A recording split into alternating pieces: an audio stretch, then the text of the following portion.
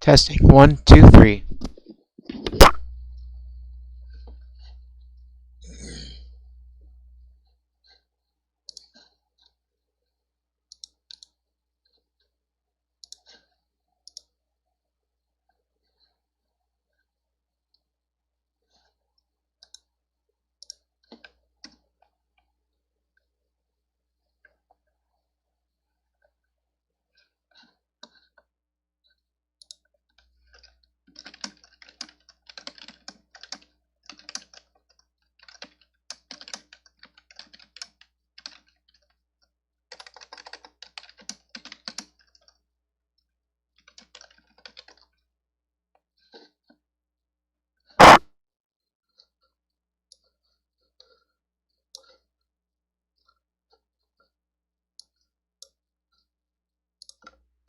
All right, everybody.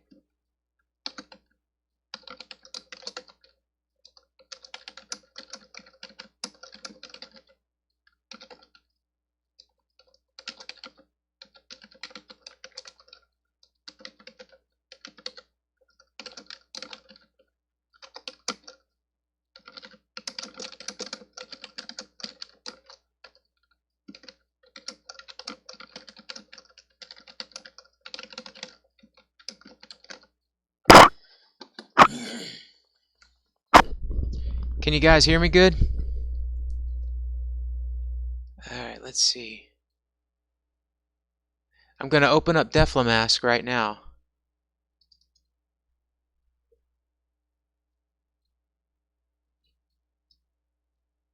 Deflemask.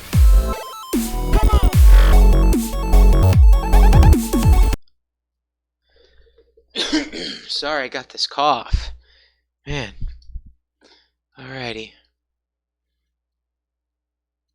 So, I think, I don't know, I'm probably just going to go to the Sega Master System chipset just to learn a few basics at least. So, we have, we have a whole bunch of effects, and we need to learn how to use those and implement those in our tracker. So if I go to the volume macro here, oh, this is weird.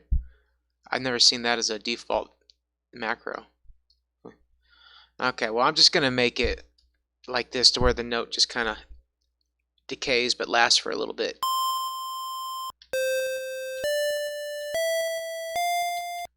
Okay.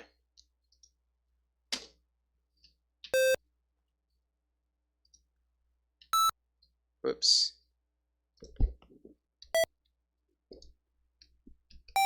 So I'm just going to make a little progression here.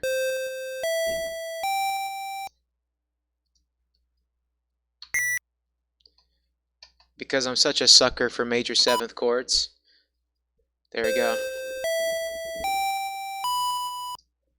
Alright, so we just have some really plain basic notes here. Nothing too special about them. So obviously you guys know that this is the note right here. You know, C in the 3rd octave. And then this next space here is for your volume. It goes from volume 0 all the way up A, B, C, D, E, F, and that's the maximum volume. So you stop at F, and this is it for your volume, though.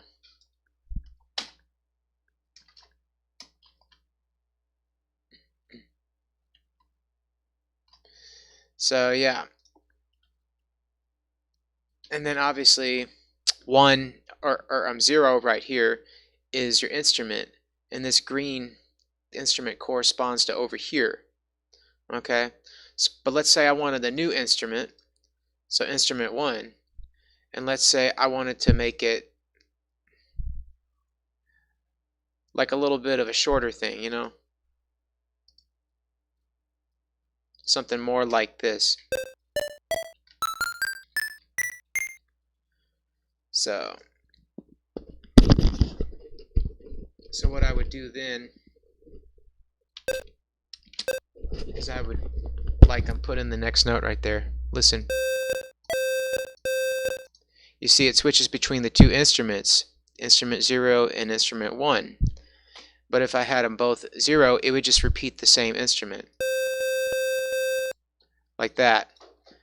But yeah, you can do different instruments. You know, I can do this, for instance. And if I don't want it to delay, I can do that. Okay, so that's, you know, the basics of instrument switching. I mean, it has its uses, you know, for when you get more into composing songs and you want to switch between two different... sorry, my cat just jumped on my piano and literally turned it on. She's a pretty talented cat. Okay. So now we want to get into the effects. Well, how do we enter the effects? Well, this next column right here.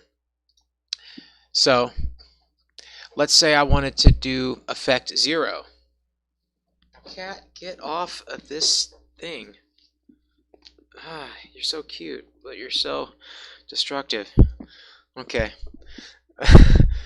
So 0 is the arpeggio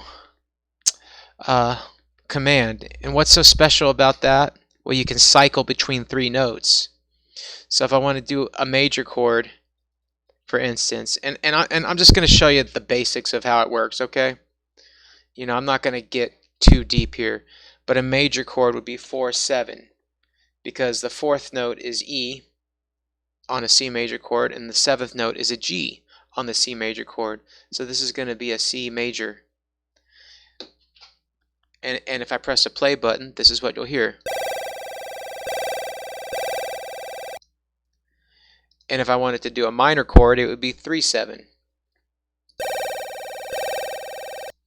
So what it's doing is that it's cycling back between all 3 of the notes in that major or minor scale, back and forth at the fastest rate that it can go, and it gives it the illusion of like a chord.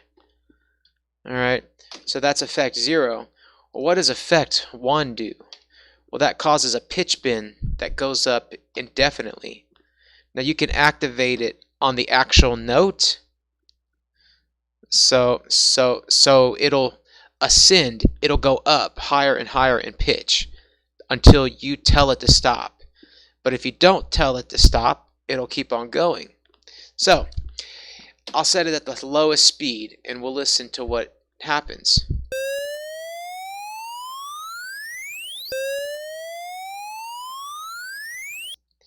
And what if I add another pattern? Okay, you hear that annoying sound? Well, it hit the highest note that the chip is able to do, and it stopped there. So that's what happens. It'll go on forever until it reaches the maximum limit for the note. Or let's say I want it to start pitch bending later on, right? You see, it waited until it hit this effect right here before it started pitch bending upwards. You know, and I can even delay it more. And I can even increase the rate midstream like this.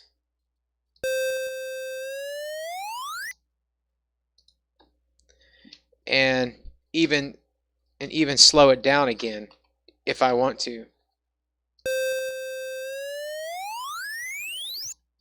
You see, so you can alter the speed of your upward pitch bend while the note is still in the process of playing through its envelope, which is pretty cool.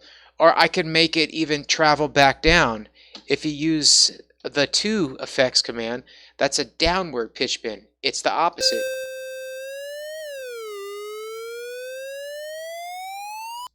You see right there, you know.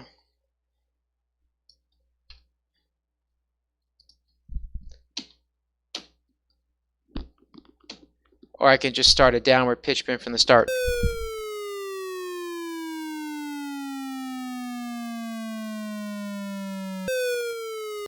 And that's what that does.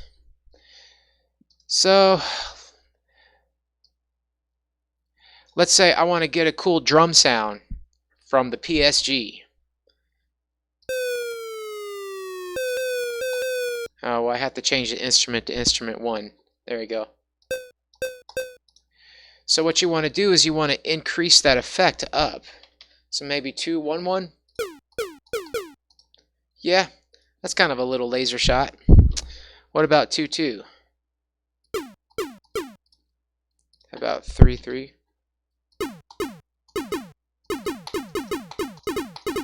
There we go. I kind of like that. Any more extreme?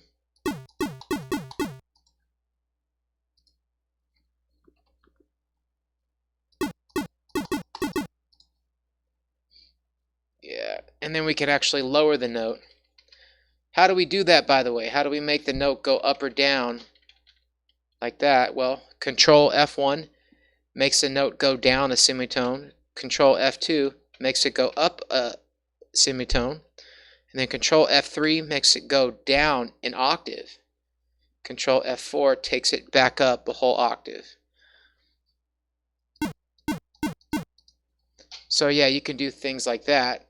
Or I could change it and do something else weird. You know, there's all kinds of things you can do with pitch bending. But yes, for pitch bending, for like a portamento effect. Let me see here. Okay. So what we do is that we start out the note pretty plain Jane like this. We're going to go back to instrument 0. So maybe I want to pitch bend from G in the 2nd octave to E in the 3rd octave, right? Or, well, 3rd octave. So what I want to do is I can add a 3, how about a 9 command? It'll go kind of slow, but not too terribly. And it pitch bends upwards, but it stops. You see, it stops at the E note once it finally reaches it. Now, if I take that down 1 octave, so I go, it'll be a few notes lower than G, but I leave that effect the same. You know, I don't touch the 3 effect. Watch what happens.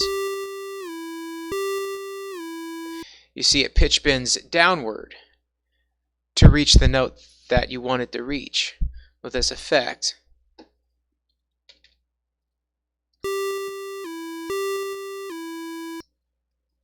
And what happens is that the note does not restart, so it doesn't retrigger. It just continues to play, carrying on the last portion of the envelope it was at right here. The more you play around with it, the more you'll get the hang of it. What are some other effects? Well, we have the vibrato effect, which is the 4 command. And generally here, I like to use 4-4 for like a PSG vibrato. You hear it's kind of like woo, woo, woo, woo, woo, woo.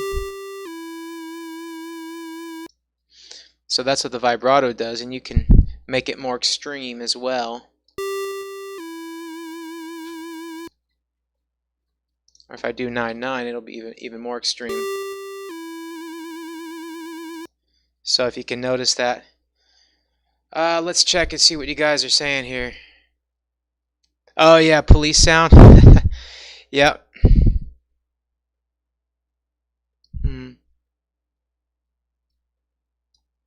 Yep, sounds like a video game, by the way. There's also 2 related effects. Oh, E1 XY and E2 and E2 XY, they work like that, but they stop at a certain note. Huh. Well, that's pretty handy. X is speed.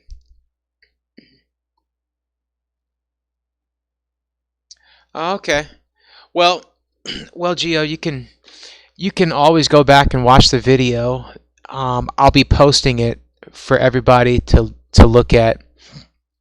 So you can go over and review, and you can play along with the effects as well. And eventually you'll learn. You know, it took us all time to learn and get to where we're at. So, okay. All right, so Moving on, we've got a lot of different effects and stuff. And there are some effects that basically affect the speed of the tracker, and it doesn't matter where you place the effects in any of the effects columns here. It'll affect the speed of the tracker. So let me make like a little basic drum beat here, okay? And y'all get to watch my magic. As a matter of fact, Geo, you can just copy what I'm doing for yourself sometime, and you can learn that way. I learned a lot through looking at other people's work and copying what they did, and then making slight changes to those things, and that really taught me a lot myself.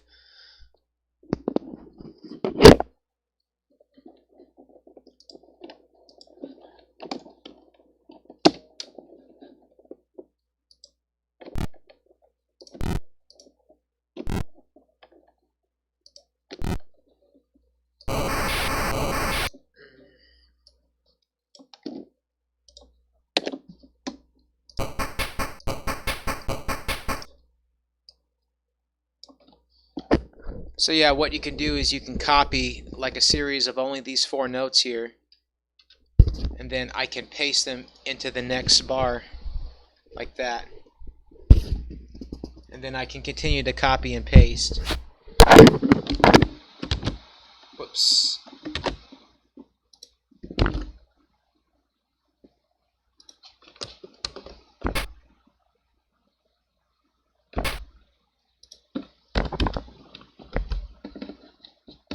Kind of messed it up.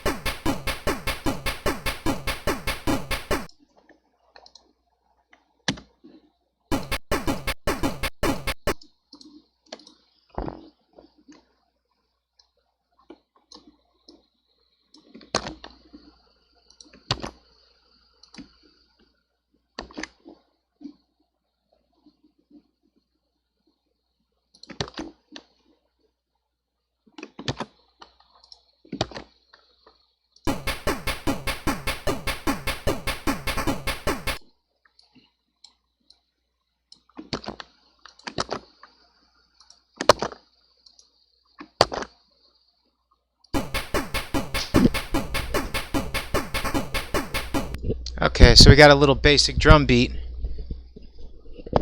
If I want to speed, okay, you see this speed setting right here, 3. Well, I can change that. Okay, so this 3 right here, the first number in the speed setting, is controlled by the 9 command. Watch.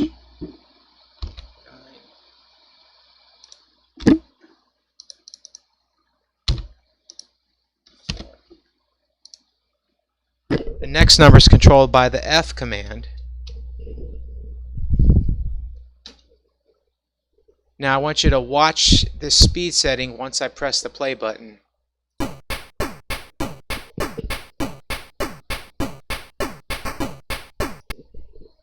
Check this out.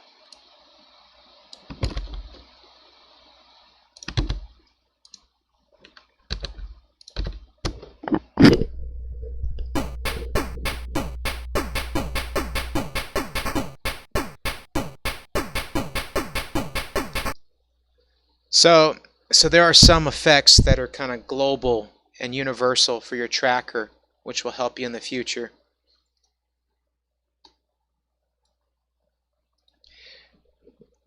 Yeah. As I said, the F command controls the second part of your speed setting. So, yeah. You see, I had the first part for 9 set to 4, and then F is set to 5. So watch the speed setting. It'll be 4 and 5.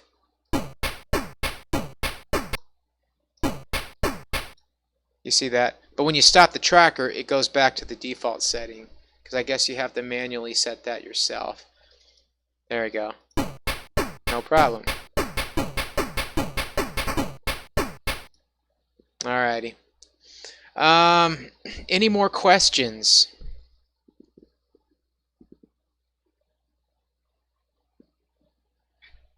Yeah.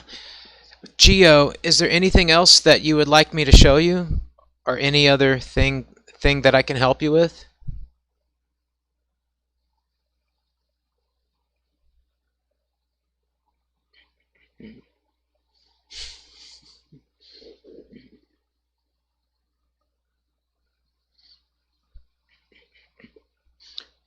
Well, what's one of the key things that you would like me to help you with? Something that would really help you out right now.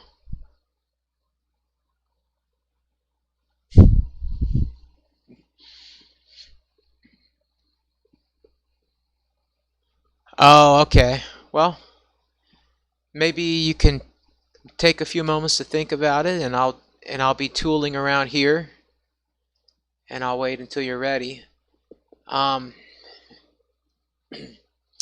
Let me see here. What other things could I show? Well, we can change the pitch of a note. Let me see. Let me get into some deeper basics here. Or not really deeper basics, but where this says pattern matrix at the top. So right now we are on pattern 0. Okay, so everything you see right now is a part of pattern 0. If I go up here and I click insert, it's going to make a new pattern, which is going to be called pattern 01. So, and then I can go to 01 and insert a new one, and it'll be pattern 2, and so forth, and so forth, and so forth. And this is how you make your new patterns. So I go in, and now I'll have to enter notes into this next pattern here. But let's say I want to, copy that cool little drum beat I have, right?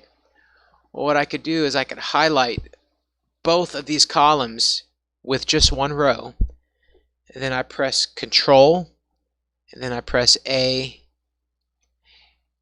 So once I press Control A, both these columns are highlighted. So now I can copy that, and I can go to pattern 1 and go to the very top, and I can paste it with the Control V command, and that'll copy it to the next thing. The other thing you can do, you see these little numbers right here. Well, I can turn those 2's into 0's by clicking the right mouse button, making it go down in order. And once I do that, it'll have the same notes and commands as in pattern 0, because both are identical. That's not typically the way I like to do it, but some people like to do it that way. It's really a matter of preference.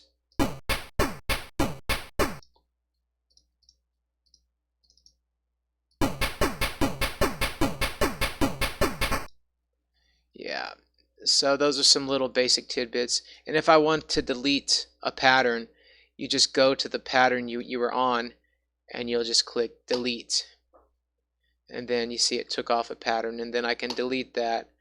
Or I can go to pattern 1, and I can choose to copy that, and it makes an identical set in the next line where everything is 1.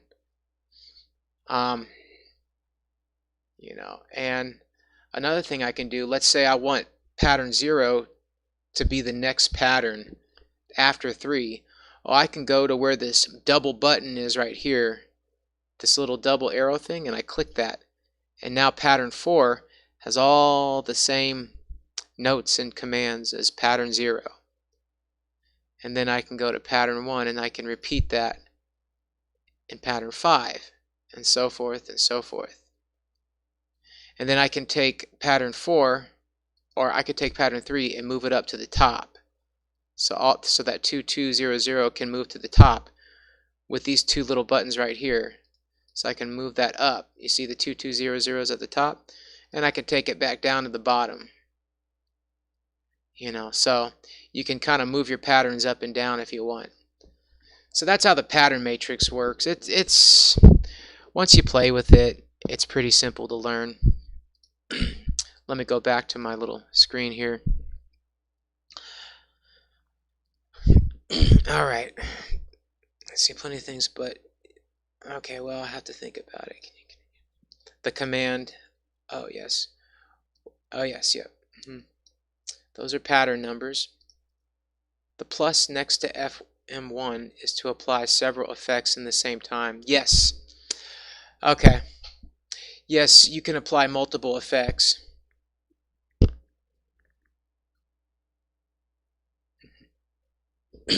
Is there a way to directly write the note in the square instead of click on the keyboard? Well, I mean, if you have a MIDI keyboard hooked up to your computer, then, well, yeah, you can, make sure you have your MIDI keyboard on first, and then load up Deflemask, and then press whichever note you want in the square that you want your note to show up in. So you can do it that way. Other than that, the only way to enter a note here would be to press one of the keys on your PC keyboard. So if I press Z right now, well, that should be C in the 3rd octave. And if I press X, it'll be D in the 3rd octave, C is E, and V is F, and so forth.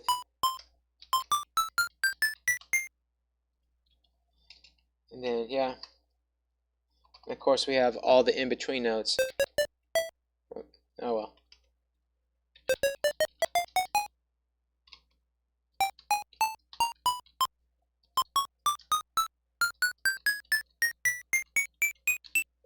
Press my play button.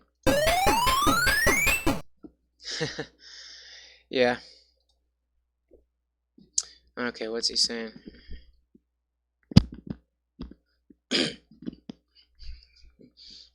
Instead of looking for it on the keyboard, is there another way? Well, no, you really have to. You really just have to get familiar to where the keys are for the notes, and they're laid out in like a sequenced order.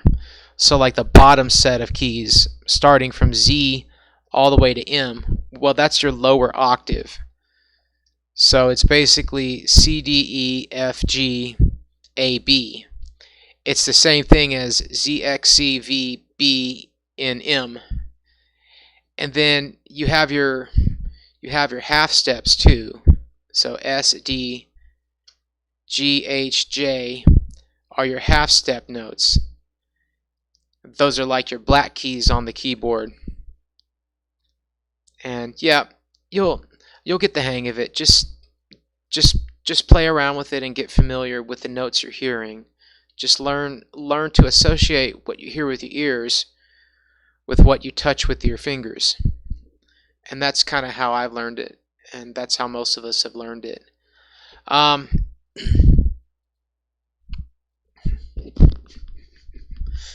To change an octave up, so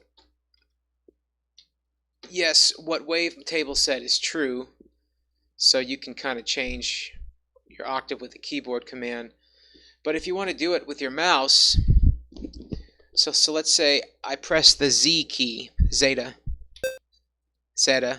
or however you pronounce it, Z key. But let's say I want to have the Z key be the next octave up. So I press Z key, and now I get C in the 4th octave. If I click this up and go to octave 6 and I press the same key, now it's the next octave up, and so forth. And now I press the same key and I get a higher note. And then, of course, the opposite is true. If I go all the way down to octave 0, if I press the Q key, well, I can't because I'm way too low. If I press the I key, okay, so I'm C in the 1st octave. Now what happened here? Okay, so since we're using the Sega Master System, or the PSG was not capable of going lower than A in octave 0. Other game systems could go lower than those notes, but for whatever reason, because of a fast clock crystal with the chip, it was not able to go lower than this note right here. So that's just something to keep in mind when you program with PSG music. But let's say I go to Nintendo and I change this and I go to NES. Well, now I go down to the lowest octave again, right? Oh, well, hold on a second. They kind of shift the octave on you, right?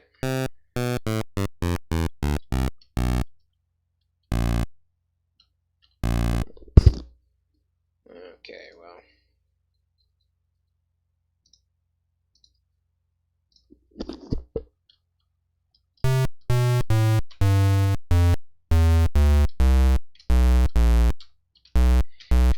Alright, you hear how deep that sounds?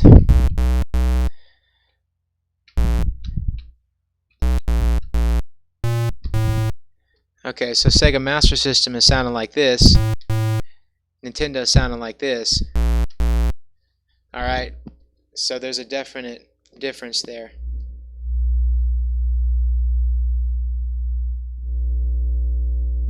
Oh, the image of the keyboard at the bottom of the program? Can I explain the BPM principle? Is there any difference in the manual between XX and XY? So those are good questions. Why don't I start with the BPM? Yes, XY means it has 2 independent values for the same command. I'm trying to think of a command that would utilize it, because I know there are some.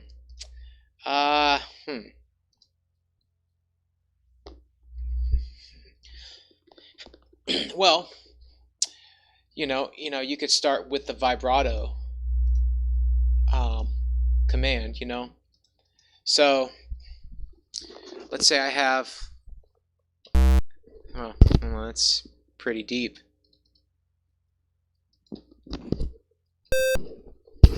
Okay, so let's say I do a 1F command.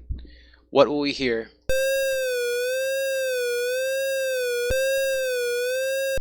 So what happens is that the 1 is controlling, hold on, what is F1?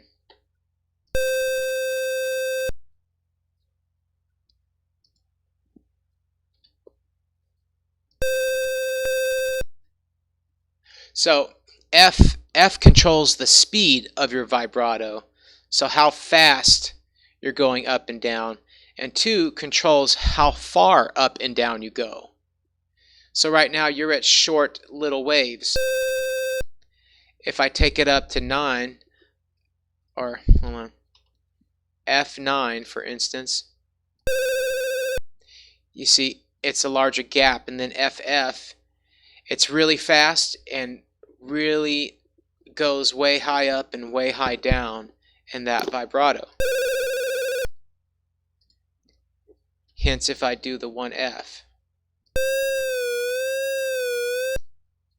But if I do like 1/6, for instance, It's more subtle. You can't hear it as much. Does that make sense?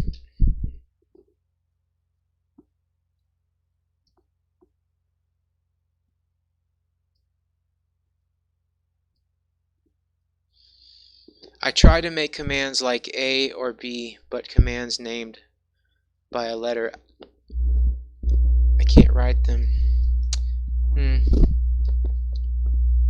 Yeah, I don't know why it only accepts numbers. That's strange. Yeah, because you can do like A, B, and stuff like that. Or A1.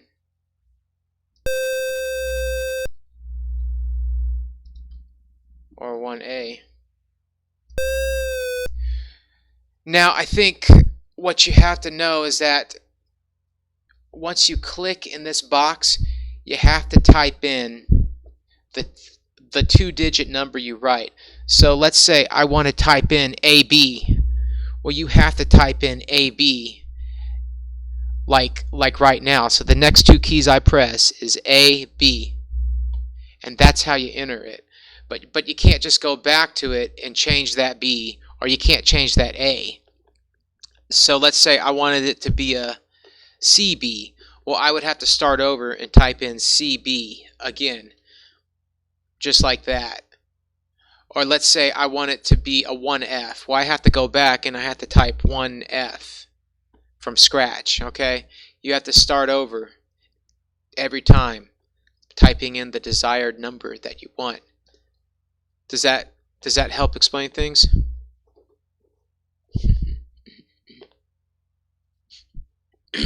Hey Gio, are you using a Dvorak keyboard layout or a special keyboard layout of some kind?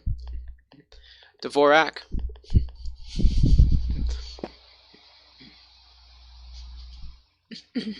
Oh, yes, that could. Oh, Would that really affect how it works in Deflemask?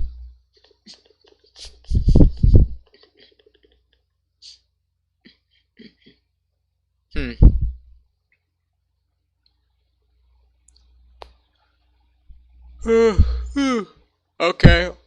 Well, where you see Azerty,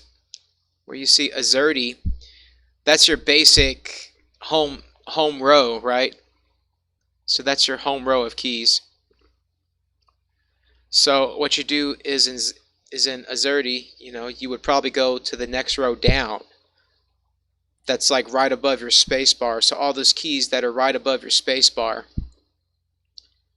So start with that key next to your shift key on your left hand side. And now what does that key do? Does it play C? I see. Yeah. I'm not really sure how to work around that. I've never used any other keyboard standard except Dvorak, and I got completely confused with it. In other words, what is Z for us here in the US would be W for you guys in the France. Oh. Yeah. Well, does the layout translate to your keyboard well? I don't know.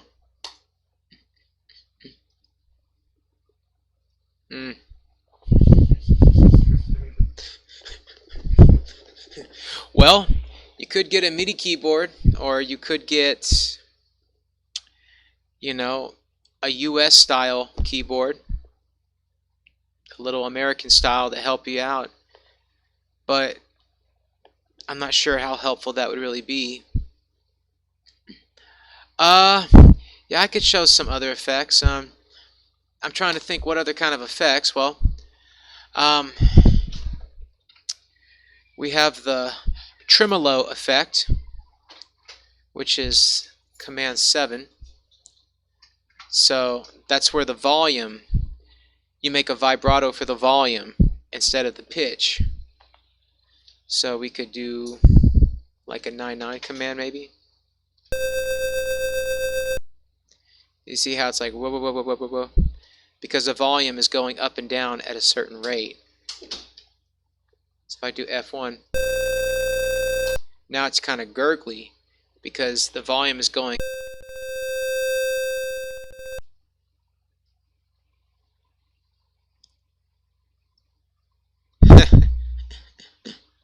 You want to make a realistic flute.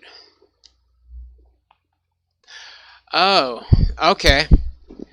A realistic flute. Well, maybe for like the Sega Genesis, right? So you want to do the FM. Is that correct? Because you can do a realistic flute more so with that kind of thing.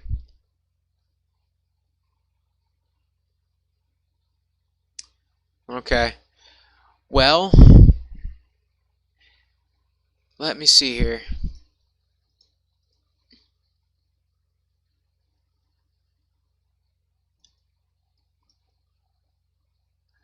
Because I've been working on a song here. It's a Sega Genesis cover for Kid Icarus for the NES. And I have a flute instrument somewhere in the song a little later on. So we'll just go ahead and play the song. And I'll stop when I get to the flute, okay?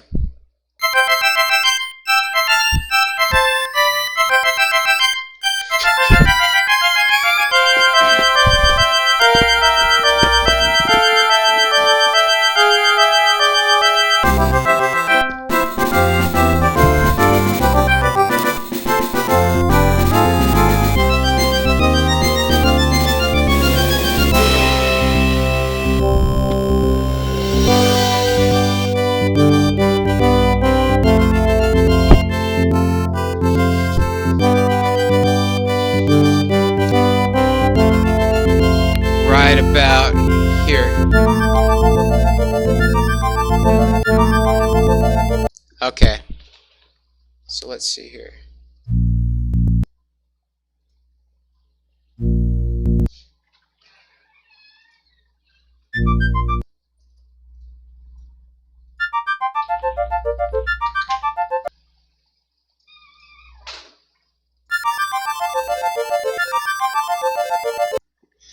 So is that kind of what you're looking for right there?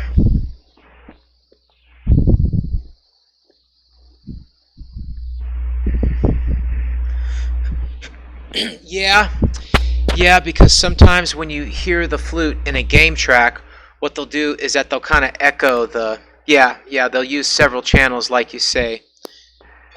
Not exactly what you're looking for. Well, why don't we try to piece together a new flute instrument real quick, or see what we can do. So we'll just start a new module in Sega Genesis. So we have a basic, the default sound basically. What I find helpful for making flute instruments,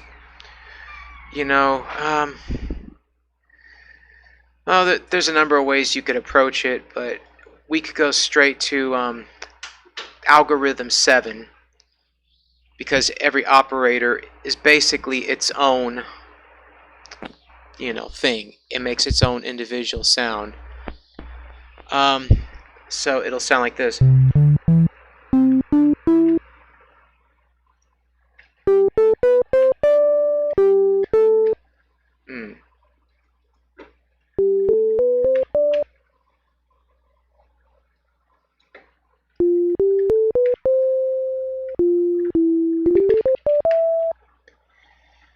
So maybe algorithm 6.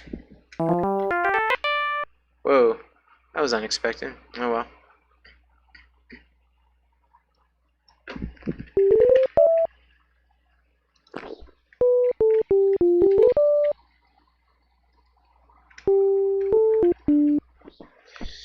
So what we want to do with a flute instrument generally is we want to have like a little attack rate. We want our attack to fade in to the sound. So if I set everything to 15,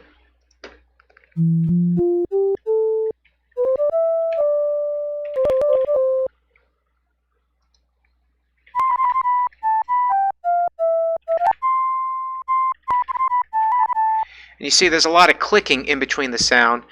If we raise the release rate up, maybe to around 8, it should kind of eliminate that a little. Maybe a little more so. Maybe to 4, for instance. A little too much. It kind of drags on.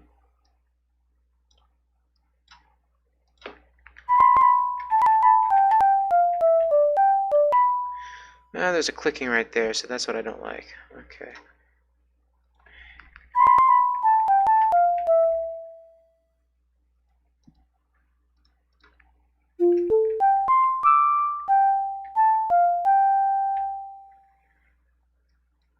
So we should probably raise the sustain rate for everything.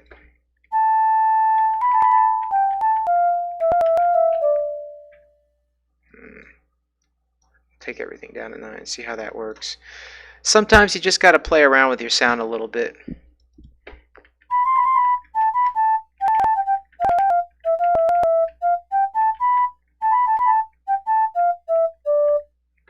Okay, so that's kind of a fluty sound. I don't know.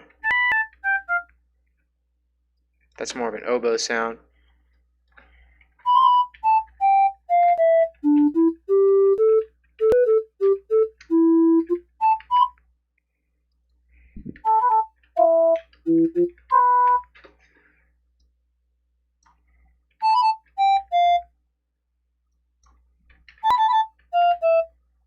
Yeah, so you just got to kind of play around with your sounds. We'll just stick to this one. Kind of raise that feedback a little.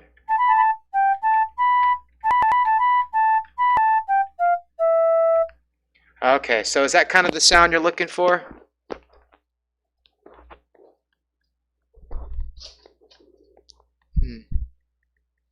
Okay, so let's read on. Try to use this. Okay, but I managed. Okay, somewhat convincing flute sound on my cover.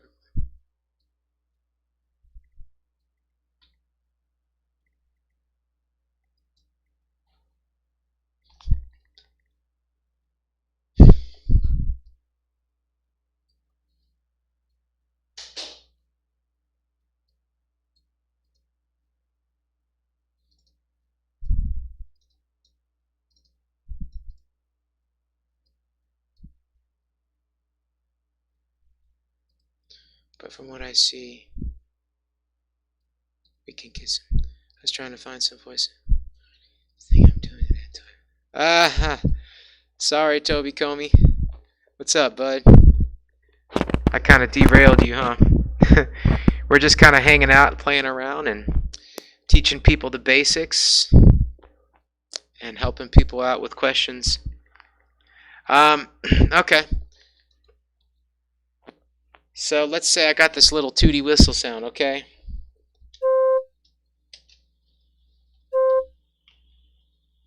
So, you know, I can kind of multi-channel them here.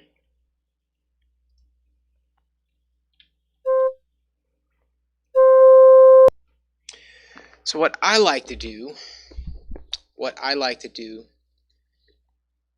is change the volume of this down a little. And I can actually show you a new effects command, which will be pretty useful in the future. It's called detuning, or fine pitch control. So you can alter or like change the tuning of your note in very small microtonal ways. It's the E5 command. And if you choose 8-0, that's the default pitch. So that's the normal pitch.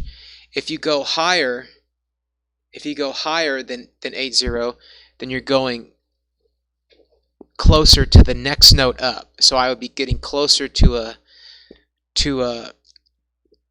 C sharp, okay? But if I type in 7-9, so if I go lower than 8-0, then I get closer to a B. All right? But what I do is I detune it a little. So let's say I go to 7-0, and it'll make kind of this thicker sound. But that's a little too chorusy, so I'll kind of bring it closer to 8-0. And what I want to do is I want to kind of make this more like a 7.5, so a lower volume. And why am I doing this? Well, this is going to create your echo, okay? So what I want to do with this is I also want to detune it to something a little more extreme. Since the echo travels further away, it'll have a Doppler effect when it returns to your ear, and it'll be even more detuned in pitch, which gives it more of a realistic effect. Now see the little plus buttons here next to the FMs? I want to add more effects, okay? And the only way to do that is to press these plus buttons. And you can take away that extra column by pressing the minus button. But I want to do another effect that works in Sega Genesis and PC Engine. 8 1 0. So 8 1 0.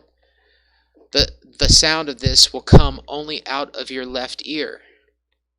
So if I isolate that to only this channel, you'll only hear it out of your left ear. If I do 0 1, it'll come out of your right ear. I feel like I'm doing a hearing test right now. So with your echo channel, what I want to do is I want to do a 1 0. So I want channel 2 to come out of the right ear, or the right ear, because 0 1, and channel 3 to come out of the left ear, 1 0. Let's see how that sounds. You hear that stereo spread you get? It's pretty nice, huh?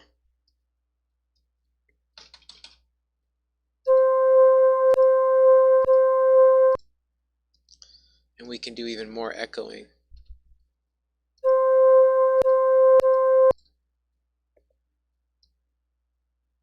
So let's say I wanted to ascend the scale just a little bit, right?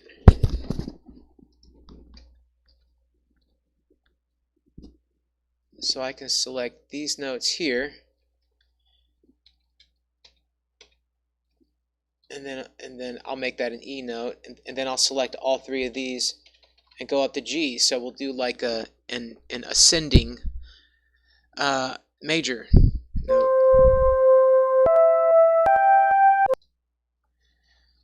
Now it sounds really clicky, okay? What you can do is you can put an off command here using the tab key.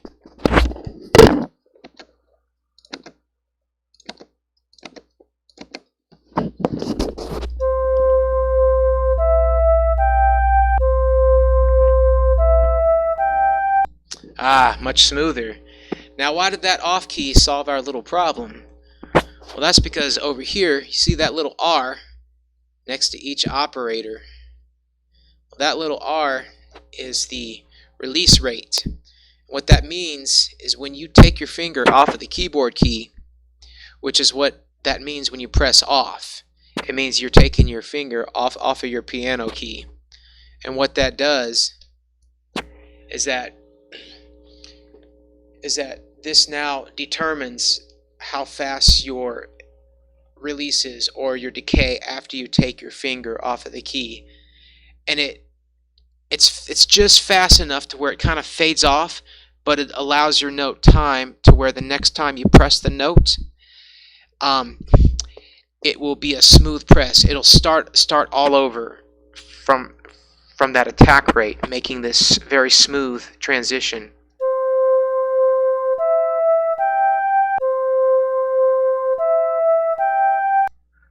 So it's kind of this echo thing going on. Oh yes, I did get a notification. Let me check that. You better not steal my flute, man. I'm gonna steal you. No. Let me see. Alrighty. Yeah, you know, algorithm 6 is really good for this kind of thing. Oh man. The fine pitch command is my favorite effect command. Yeah, it's very good. It's very helpful. So I'm afraid to lose the flute sound. I think I've said this before, but okay. You get a notification. Yep. You can hear also the transition. Okay. It's an MP3 you can listen to. It's beautiful to hear. Oh, well, thank you. If you want, I can give you my flute instrument if you want. Just keep it away from Toby Comey. Okay. Alright, that guy's trouble. Let me see here. Oh, I got people showing up. Oh, I'm getting pretty famous these days.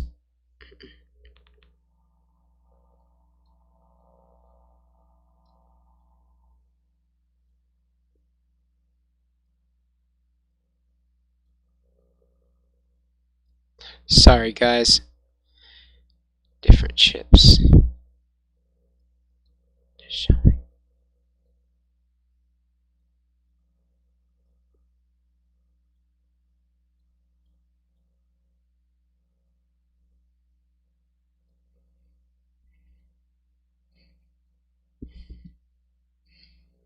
Okay. Alright. So. Oh yeah. Yeah, that's a good idea, Gio. You can rewatch and redo what I did. That's always cool. Okay, let me go listen to the short MP3 you got. Alright, here we are.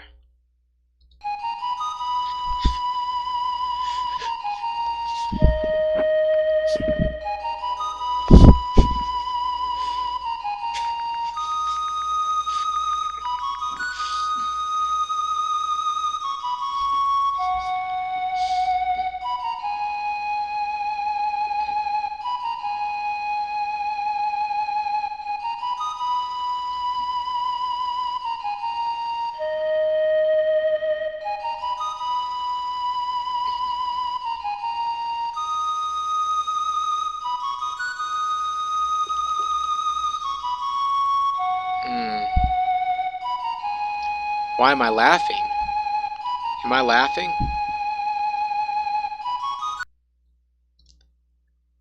I'm not laughing. I'm probably grunting. That's a part of the Tourette syndrome that I've got.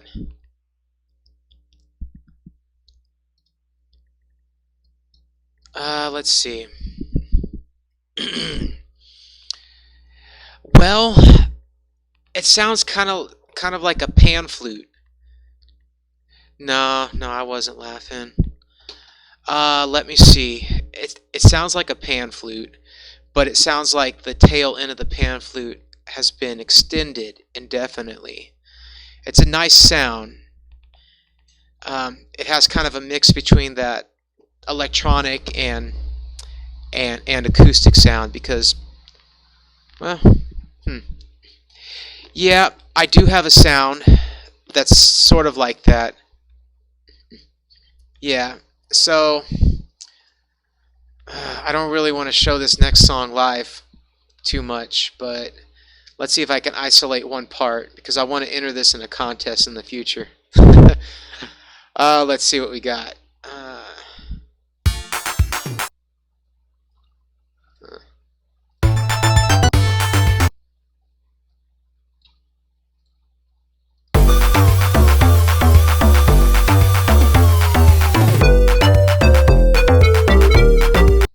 Okay. No.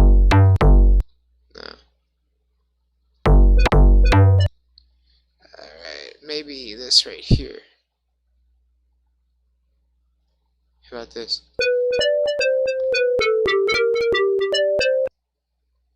And what I did to kind of thicken it up is I used, well, did I use FM6? No, of course not. What am I thinking? I used the PSG to kind of thicken it up a little, you see.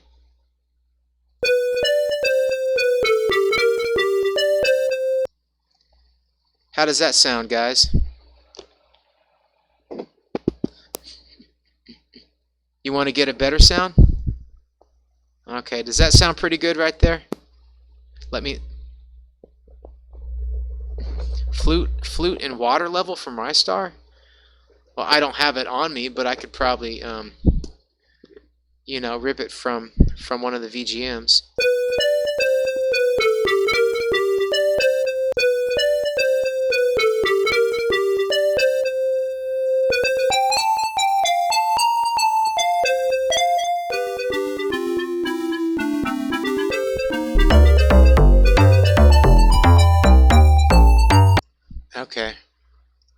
here.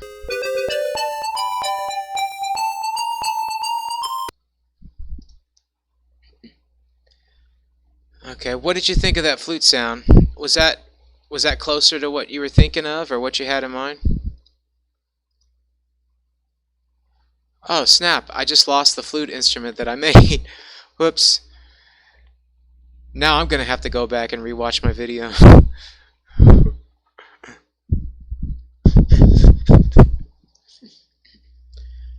Personal favorites from Rystar uses that flute-like sound, specifically breakdown. If I can recall, it's good. Well, why don't we go ahead and find a Rystar? Let's see, do I have the instruments ready? Or file new. Alright, so let's see. Let's see if I have a Rystar instrument here.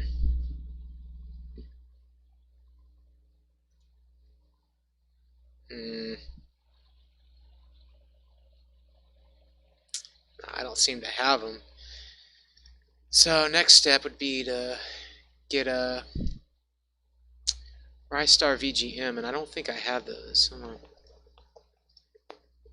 Let's see here.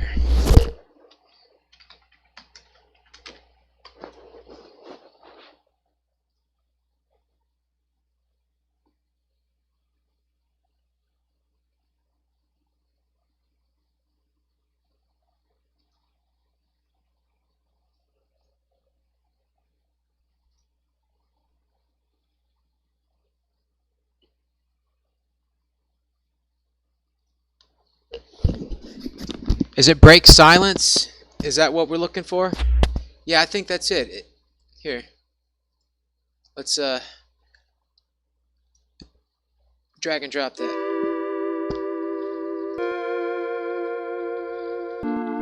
Oh, yeah. Yeah, I think I know which one you're talking about. That's pretty.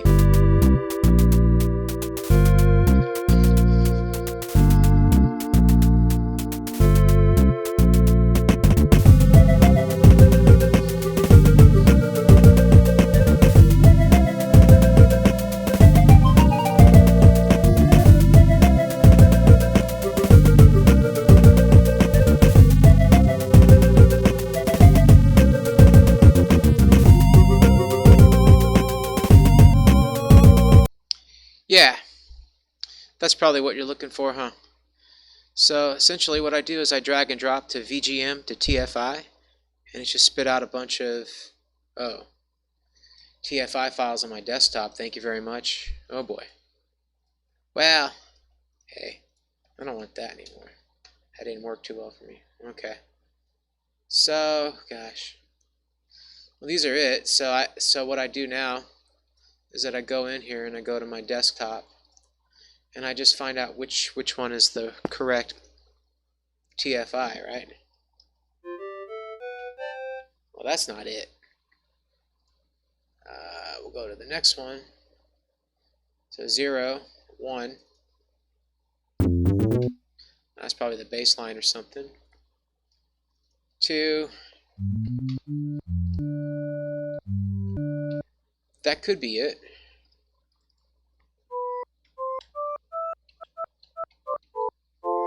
No, that's not it.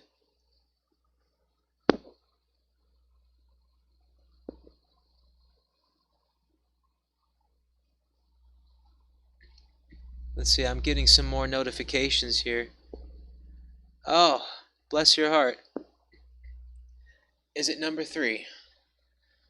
Alright, I was just looking at the notification you sent me, Wavetable guy. So let me see. So I think I have number 3 here, right? Yeah, that's it.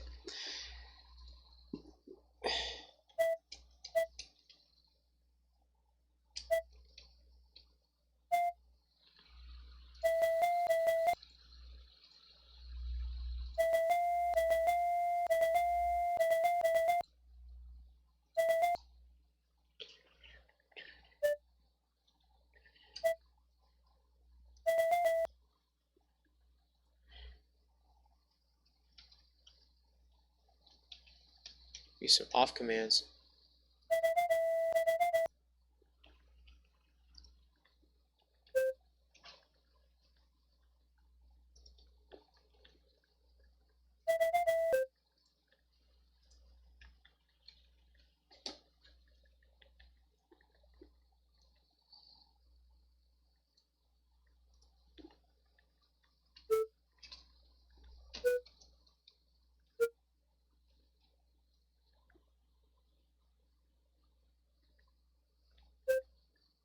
I'm not sure if I'm getting this exactly right, but we're going to get an approximation of it. Nah. Or not.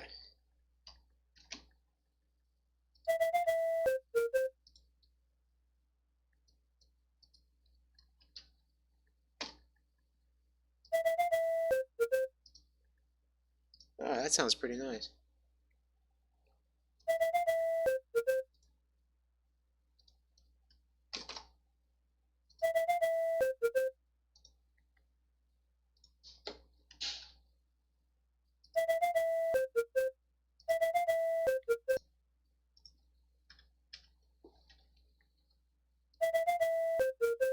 I know it's not the right rhythm, but we're just going to use this as our example, right? So this is the original design, so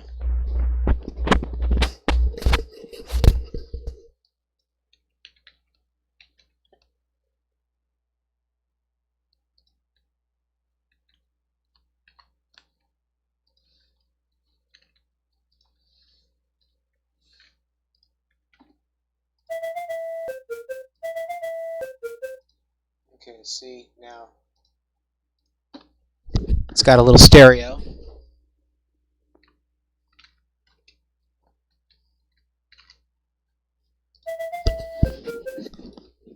Now it's got a little chorus and a little stereo spread and a very, very slight delay.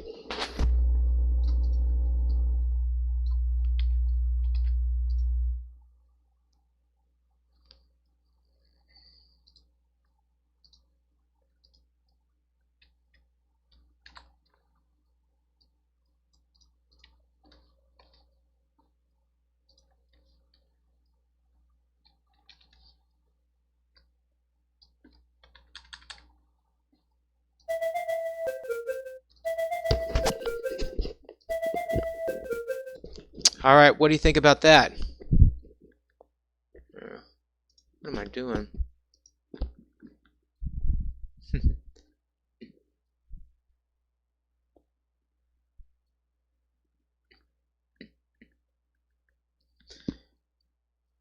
Okay, by the way, send you direct. Actually, I heard. Sorry, guys, I'm catching up on some messages here.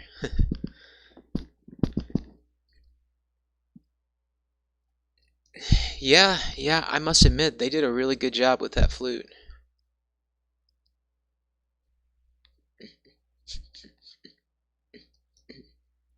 Actually, have it.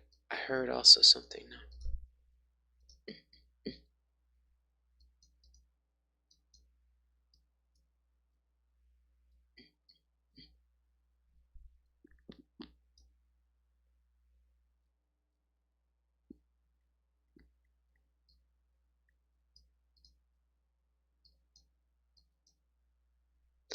No, I haven't used rimcast and isolate channels. Yeah, but I mean, I have my own methods. Yep.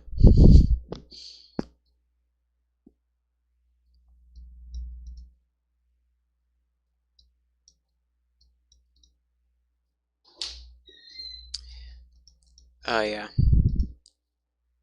Let me see here.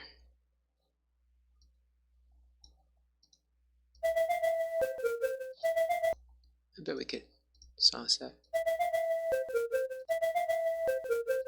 Yeah, so we could essentially, yeah, we could even take this channel out to save on space.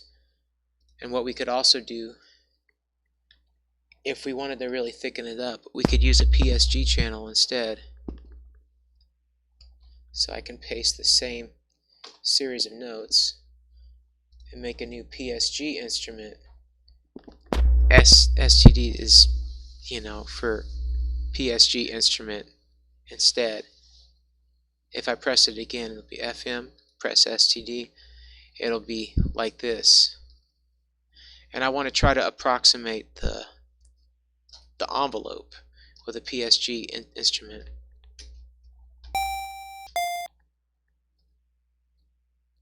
With a little huff.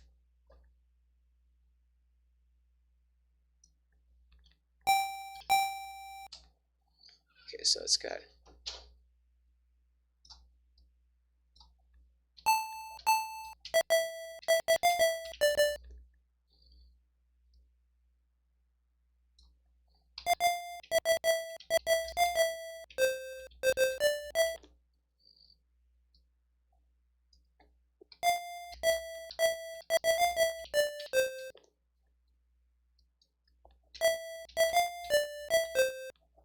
alright.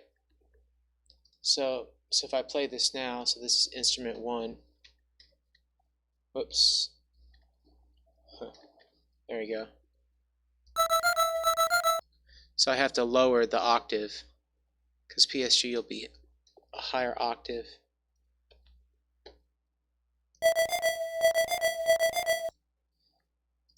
So you see, if I play FM1 alone, it sounds like this.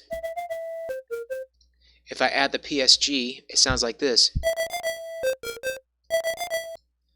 It's a bit loud, so if I lower it down to maybe B for the volume, you see how that kind of creates a little effect of some kind. Let me take that down to 9. It just kind of thickens it up.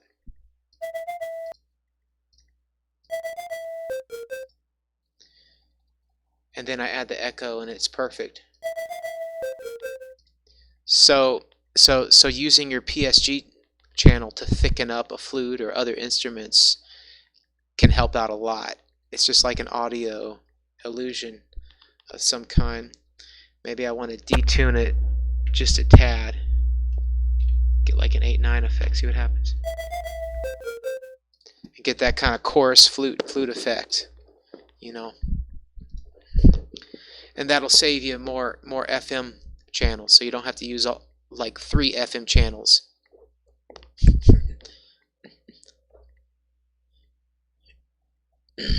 I use low tones, so it's not hard to keep the flutes down, but the notes are treble.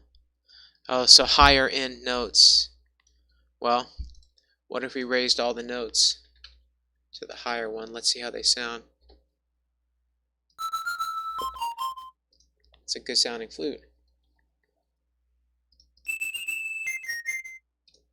It's not too bad. A little square, but it's okay.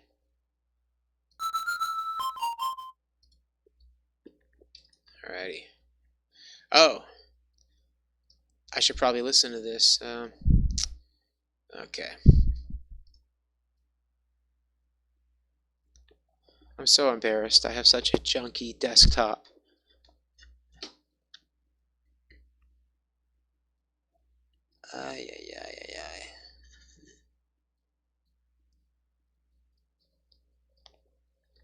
Alrighty, so I'm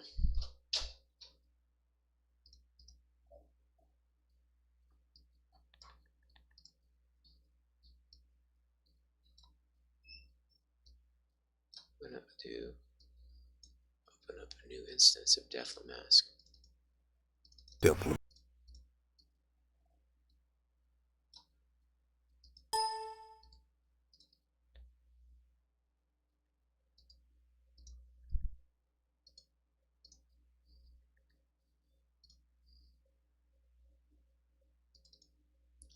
Okay, so let's see what you got.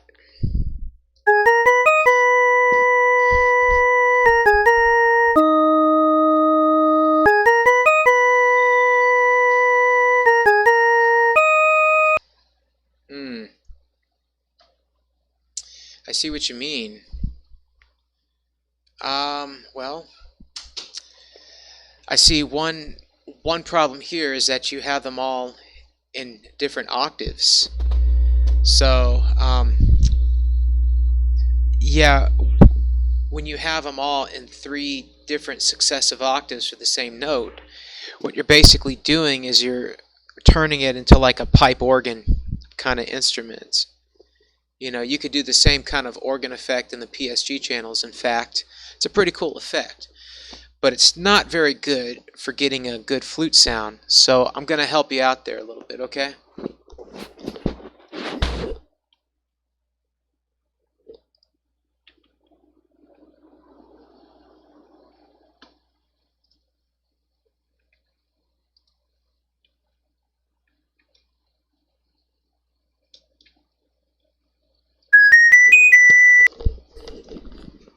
Whoa. Audio death. Ouch. It's killing me ears. But it's okay. Alright, so let me show you what I'll do.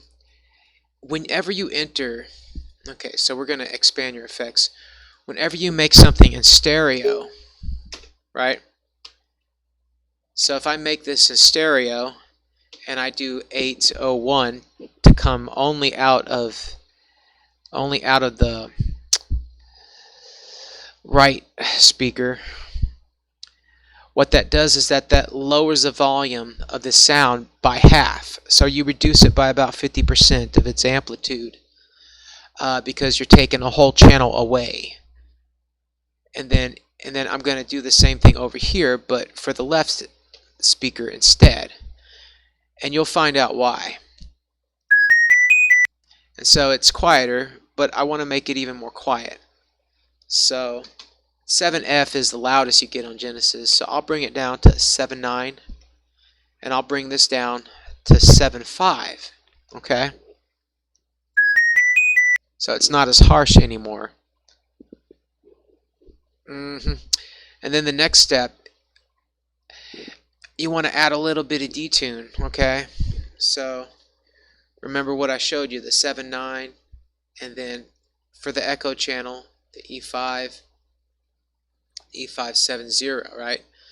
What I want to do is kind of bring that down a couple of frames, and I want to bring this way down, 2, 3, 4, 5, 6, and see how that sounds.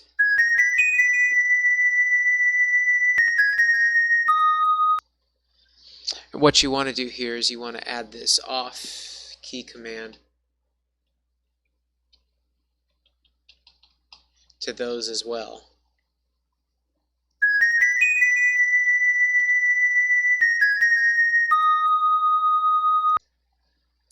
It's a pretty sound, I've got to admit. And what we could do here is add some vibrato. Let's see how that sounds.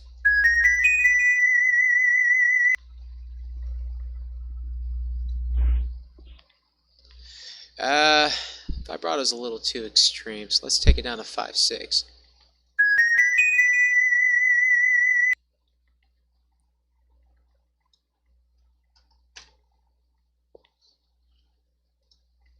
And I wonder if we add an extreme portamento effect, if that wouldn't sound any better.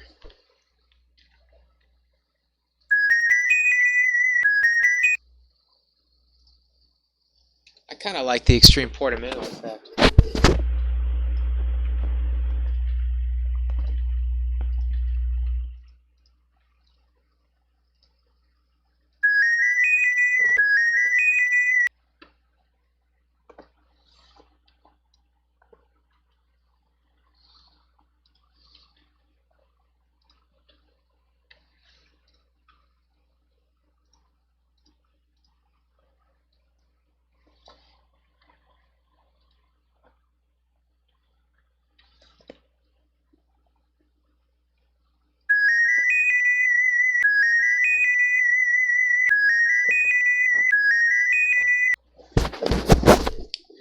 Huh, what do you think of that sound?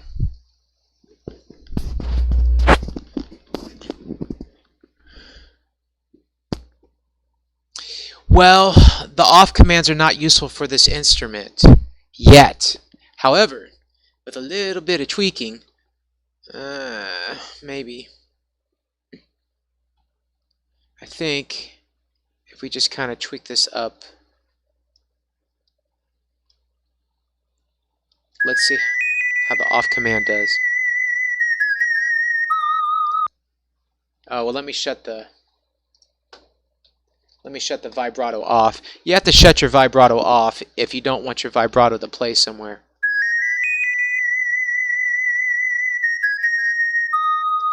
Oh, that's a trick. So I had to increase the release rate, and now you get a smoother sound with the off keys. Observe. Yeah. There you go. Hold on. This is your next bar.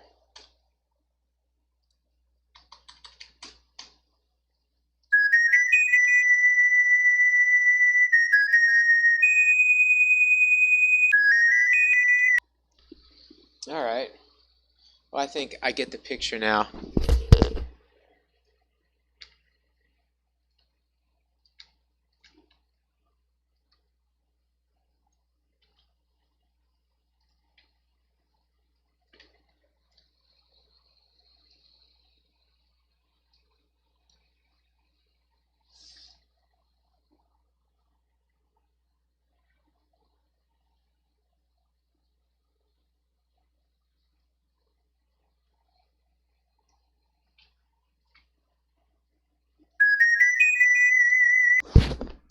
All right, there we go. Now the off commands make it sound a little better, right?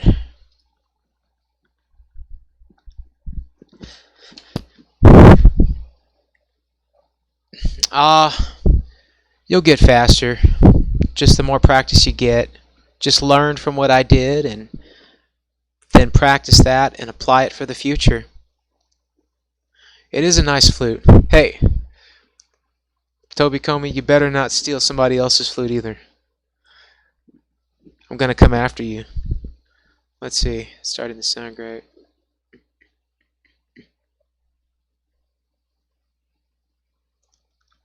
Yep. So there you go. You could use the off commands and they sound smooth, but you just remember to get your release rate right. And with this flute sound here, it really works best for like around 9 or 10, you see. And it gives you that nice little huff and refresh sound for every flute note.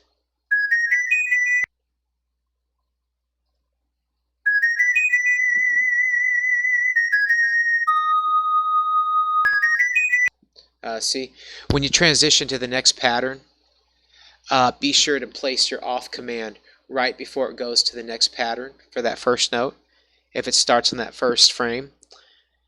So yeah, just some things to keep in mind. You know, you got to repeat what you do sometimes.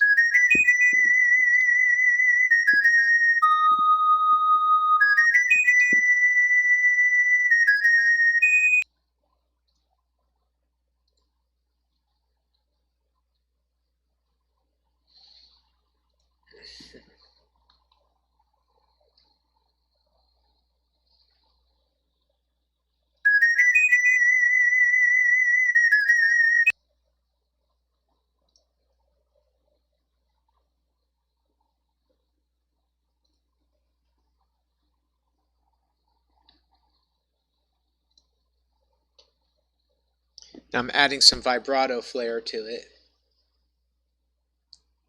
I call it flair because everything I do is flair, right? Wrong. Okay.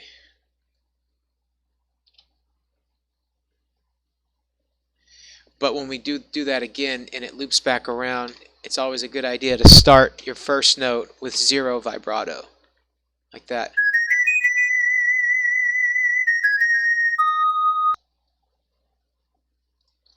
Since we have the same rhythmic rate for both counterparts, I'll just simply copy, paste, right there. Bam. There we go.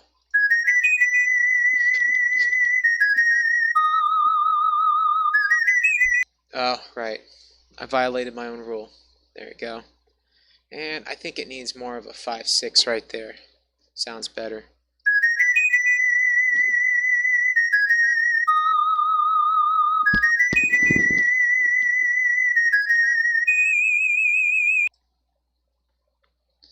I still think 5/6 sounds better.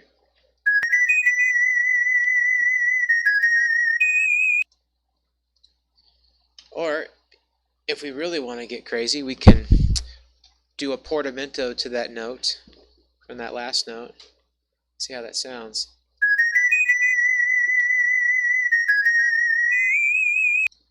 That's too slow. Like me.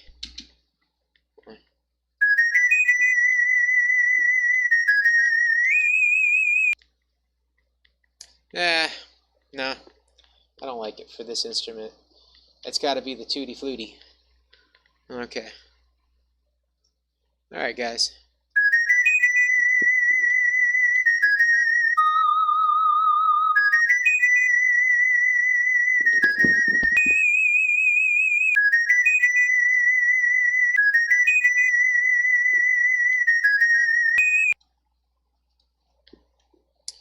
Okay, do I think that I can improve this? Let me see.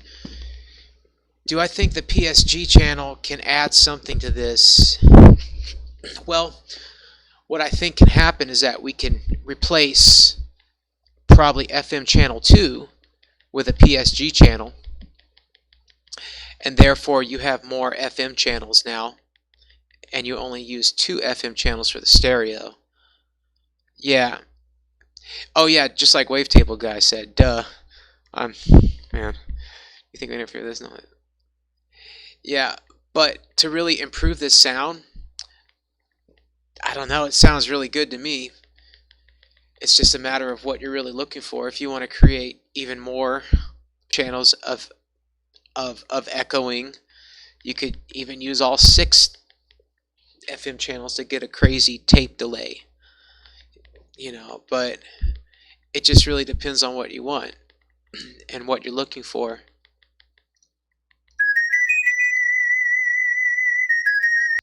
So yeah, I'll just do what Wavetable guy said, right?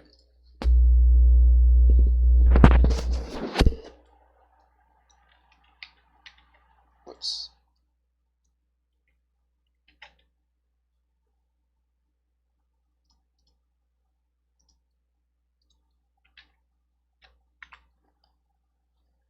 Okay.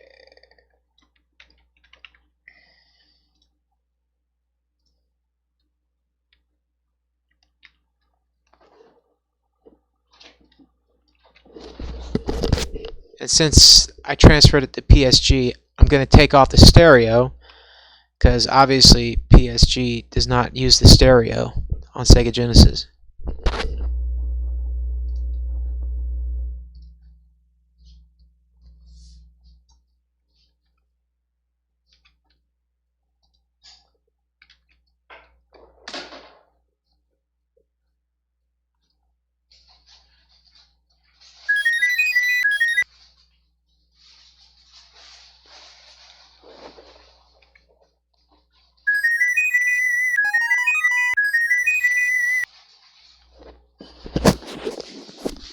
So what I have to do now is custom shape my instrument for the PSG. So I'm going to make a new instrument where it says FM. I'm going to click it.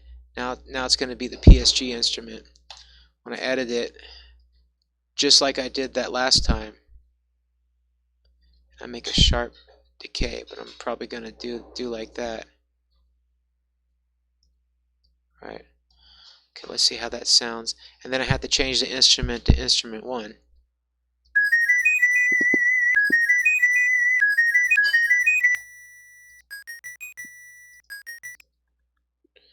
Yeah.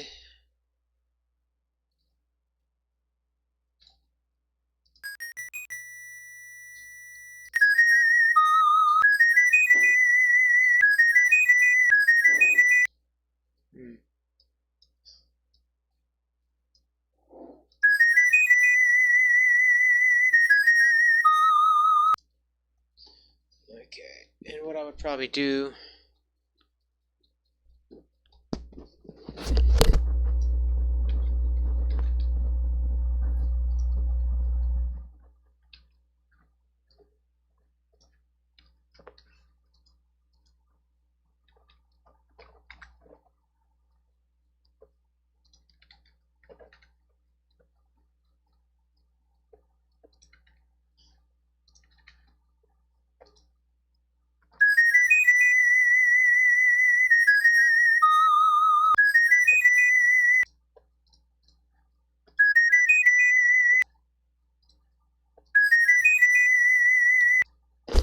Okay, you see how when I add the PSG, it kind of thickens it up a little, right? Maybe detune it a little more, though I don't think you really need to. Let's see. That's too much. And we'll kind of settle it back down.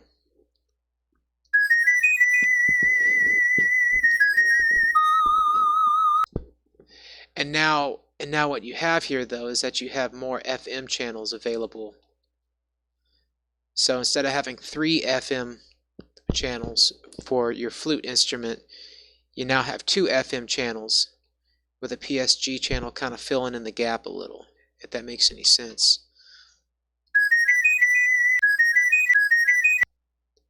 Or that, or we could take this to the very top. Let's see how that sounds. Well, it thickens it up, but if you want a little more echo, you kind of space it out a little.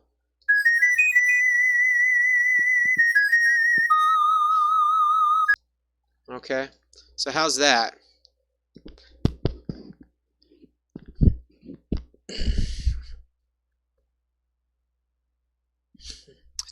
Ten channels, the best sound possible.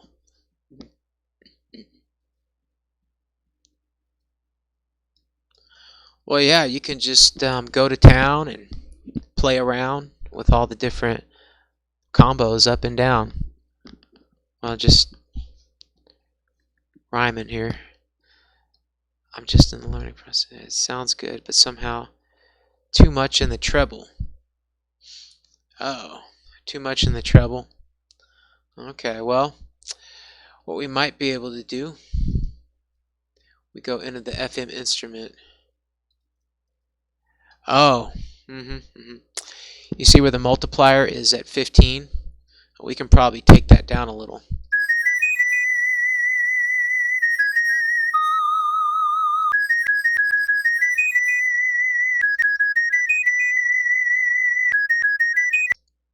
That didn't make much of a difference now, does it? But that's okay. We're on algorithm 4. That's a very good instrument. Man. What if we take that down to 2? How's that?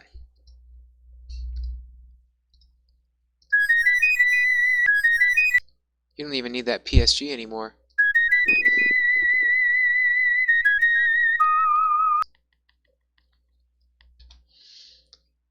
$79.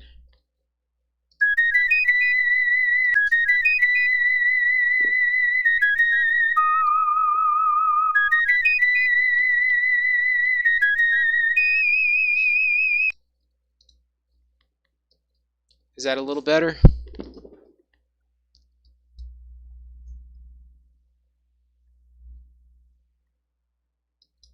Oh, okay. You like it now? Sweet. I still had to discover what I did. It was with algorithm 6. Okay. So let me ask you this. Hold on a sec. So it's with the PSG though.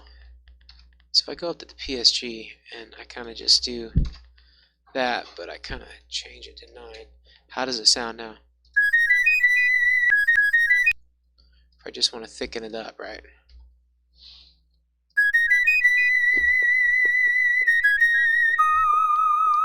Oh, that sounds pretty nice.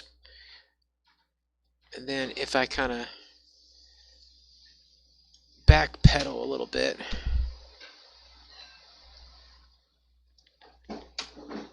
back pedal with that PSG. Remember, I gotta press that off key right there. Okay, let's try this. How's this? Oops.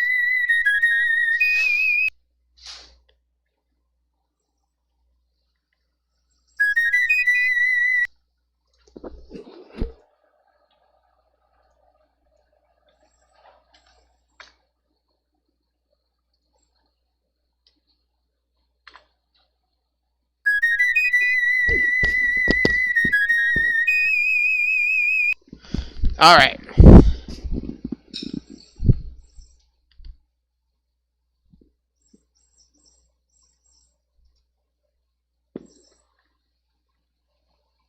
See you later, Toby Comey.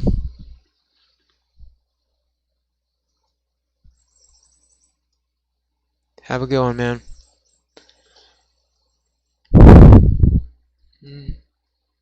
all, to understand how you do.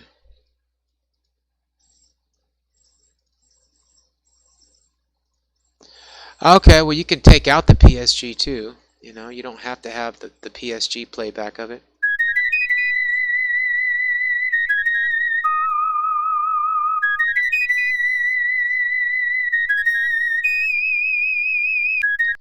But I'll tell you what, how about I just send that module your way, and you can play with it a bit more. Does that sound like a good idea? So I'll just save this as, well, what will I save it as? Okay, FS60.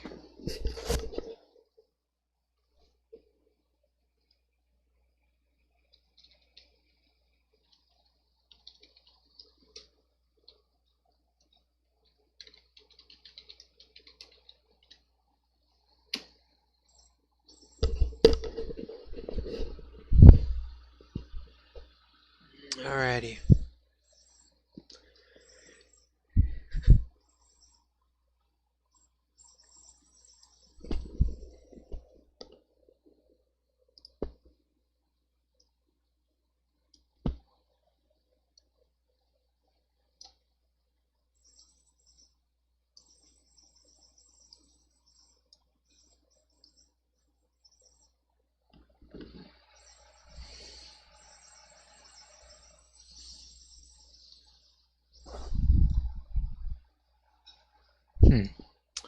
Has anybody else ever messed up their desktop as bad as mine?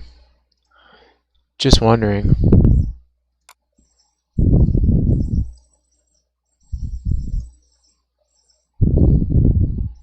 There we go. Good night.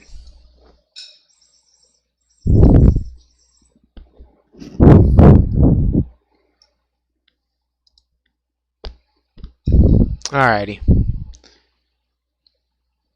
There you go.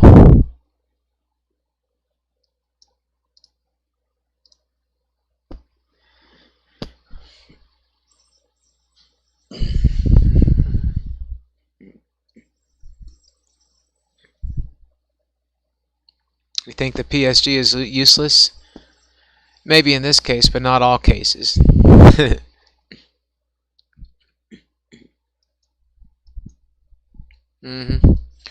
It's perfectly some acoustic instrument with the 2612 with FM. I don't know about perfectly. Nothing's perfect on FM, but you can get pretty close. I thought this was pretty close to certain kinds of Ristic flutes. I've gotten really good vibraphones. I've gotten singing girl voices. I've gotten some pretty close to electric guitar sounding kind of things. Well, I've gotten all kinds of interesting things out of it.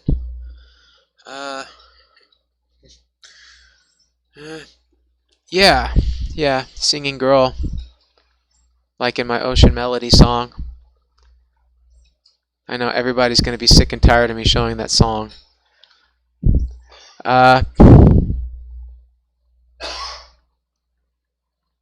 Oh, okay. Gosh. Let me, do you like Star Trek? You ever watch the original Star Trek with Captain Kirk?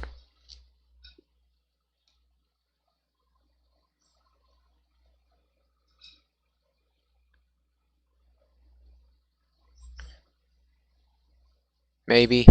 Maybe not. I know.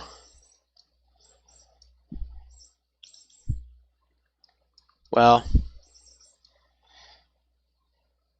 Okay. Well, do you remember the intro theme song at all? Because I can open that up and show you an example of what I'm talking about. What am I doing here? Okay.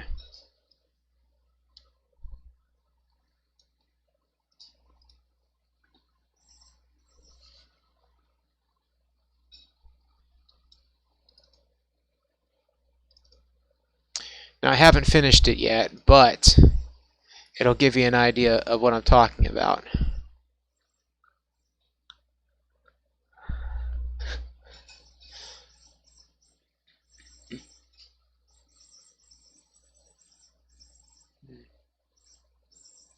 Where is that?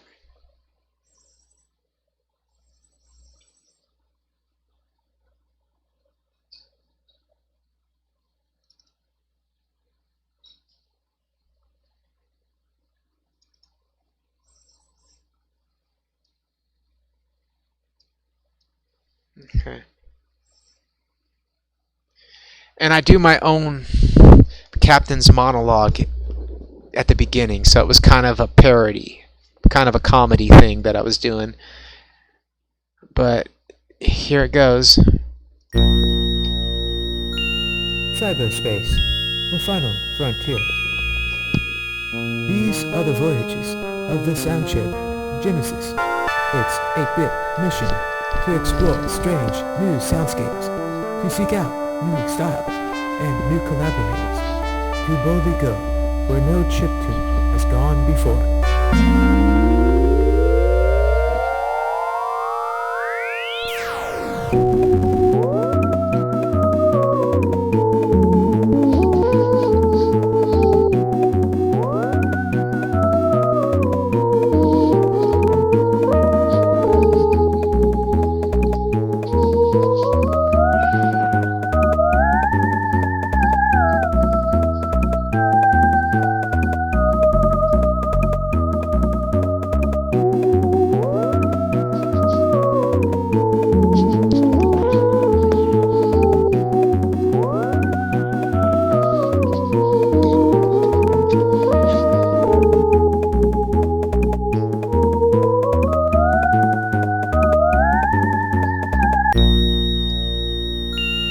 Okay, yeah, well, yeah, I still got to finish it with the outro. Yep.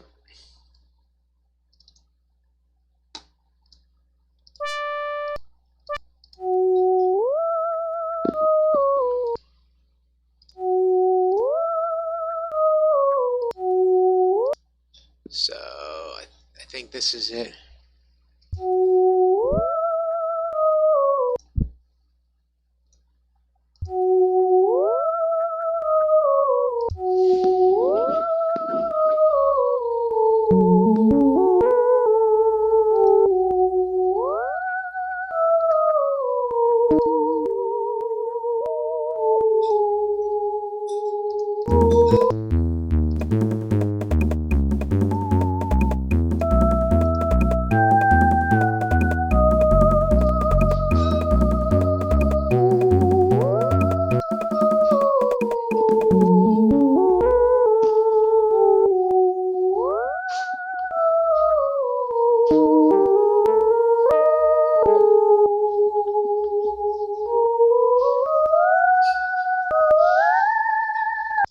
Okay, so that's my singing girl voice.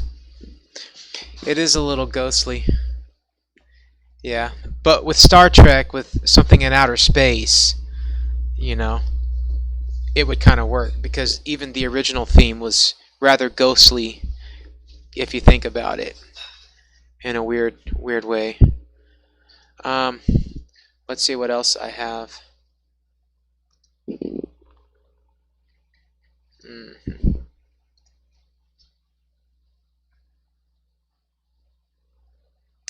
Not sure what else I've really done in it. A few things.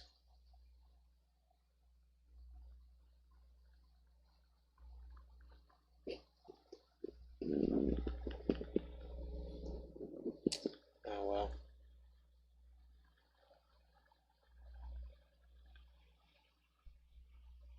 Oh yes. How could I forget? One of my sad songs. What's it called? Oh yeah.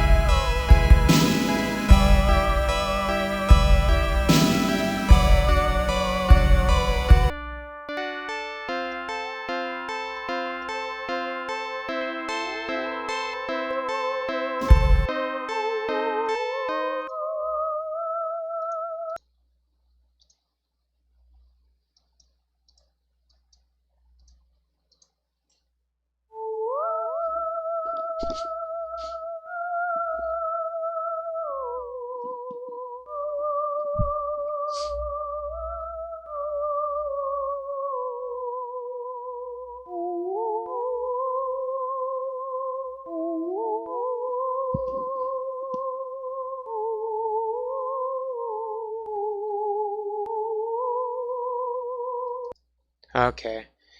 Now, you mentioned something about oscilloscope. Oh, a question about Okay, so first things first. Oscilloscope to copy acoustic instruments.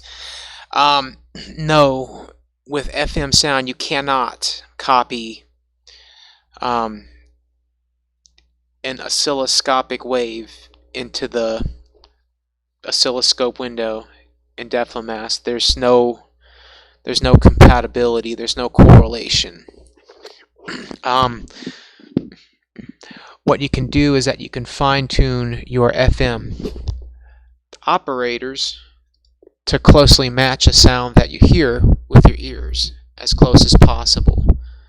But that's about as good as you're going to get. And you can see if it matches the oscilloscope here with what you're seeing from your original source sound.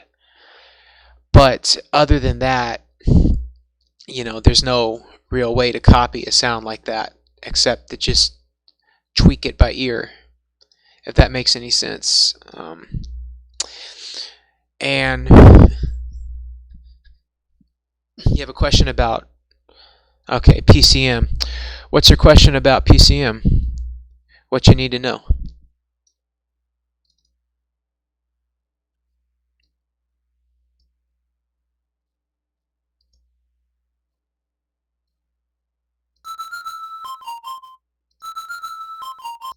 That's an old one. Mm-hmm.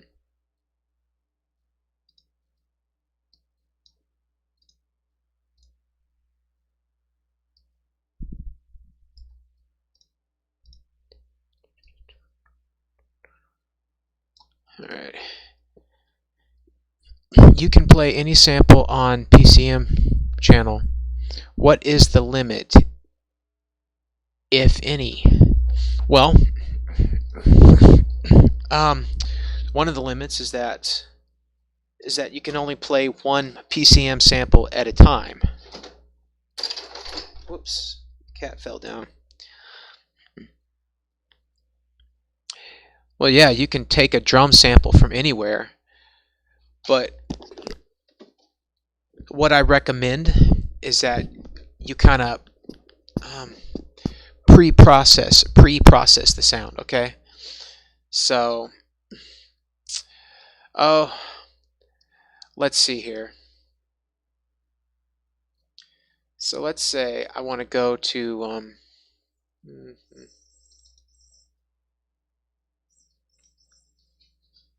you have to record your drum samples too. All right.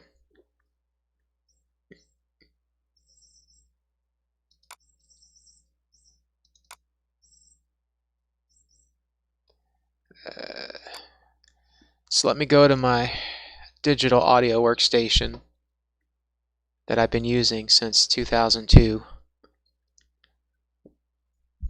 because I'm too much of a loser to move on. Anyway, you didn't hear that. Let me see.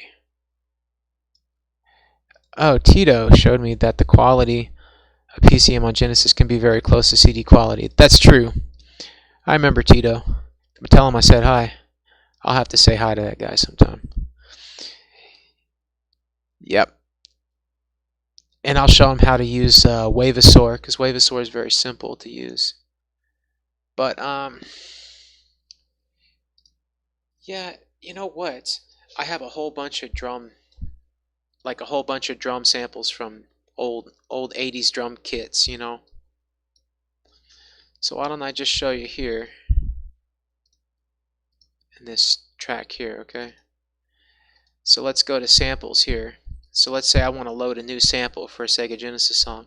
I click on new.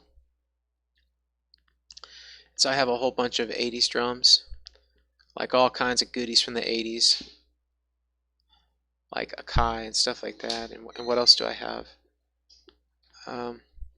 I have a few Akai drums here. So let's say I got this drum here.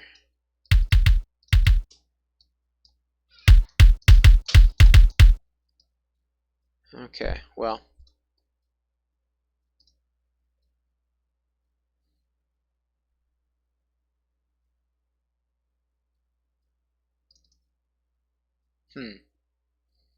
Not sure about that.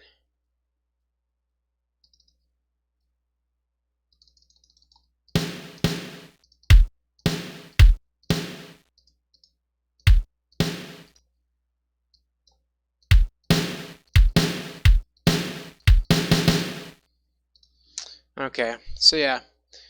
But let's say I went into my digital audio workstation, right? And let's say I wanted to, use a different drum sound.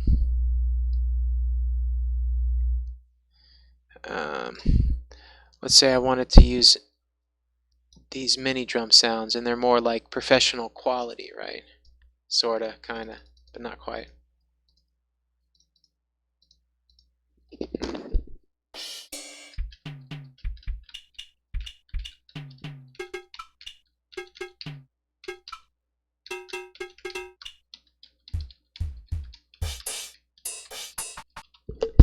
I'm not sure I like that one.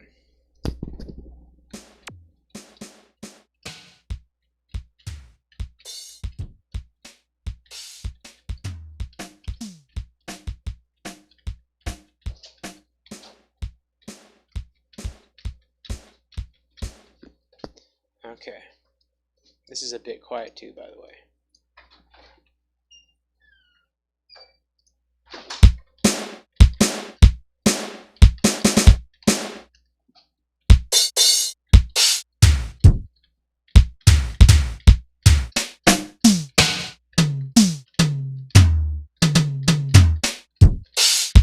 That's a pretty cool drum kit.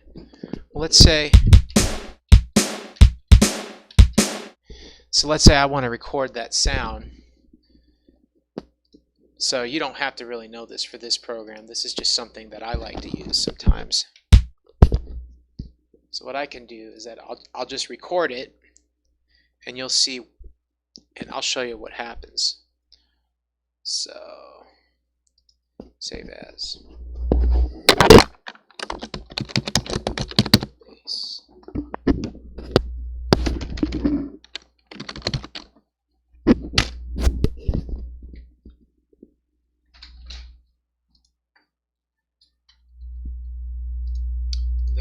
And then I'll replace that with the snare drum. Maybe I'll play the snare drum at the same time.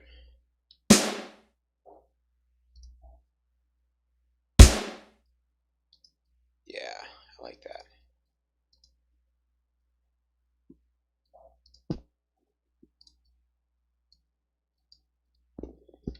Kick, snare. So that's a combo of a kick and a snare. Alright, so we'll see how that sounds. Render that. Okay. So, what I do now, I'm going to close out a bunch of junky programs. Okay. I'm going to minimize this puppy because we don't need this going on. Alright, we're going to get that out of there. Get that out of there. Alright.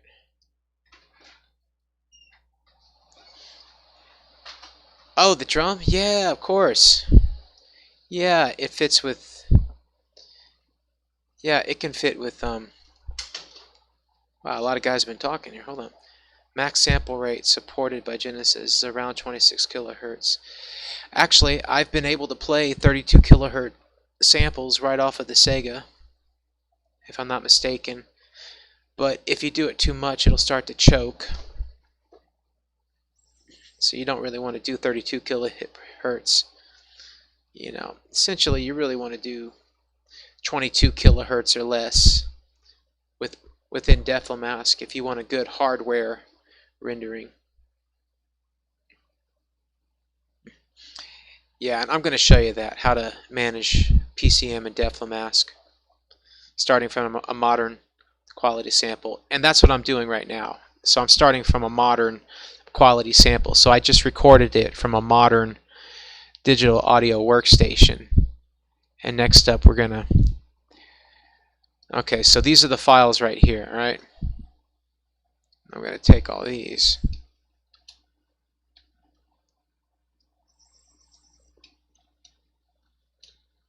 Okay, so these are the two files in question. So if I open them up in a program like Windows Media Player, you see how the sample trails on like that? Okay, and then the snare. You see it lasts for a little while, and for chip music that's not good. So if I were to go into here,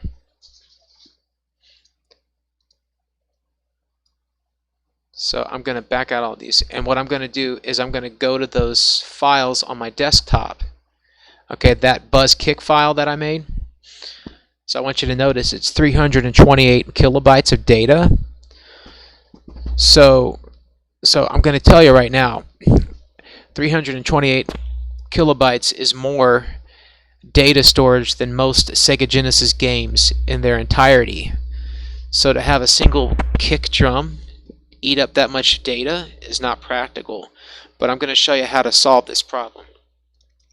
When we import it, it's at 32 kilohertz, which is actually incorrect because the original pitch is at 44 kilohertz, which means to play that accurately in Genesis we have to go down to half of that rate, 22. We have to raise that pitch up a little.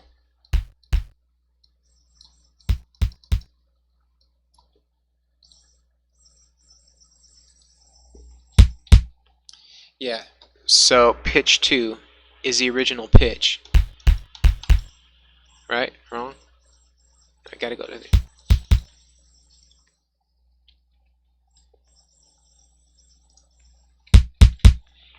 Yeah, so it's not going to sound exactly like it, but it's going to be kind of an approximation.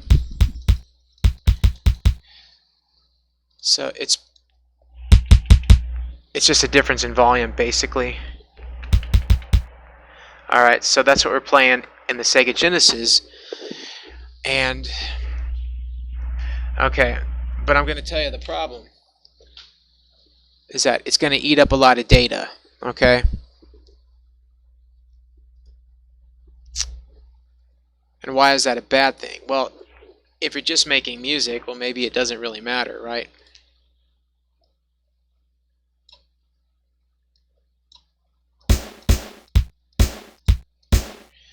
So I could essentially just,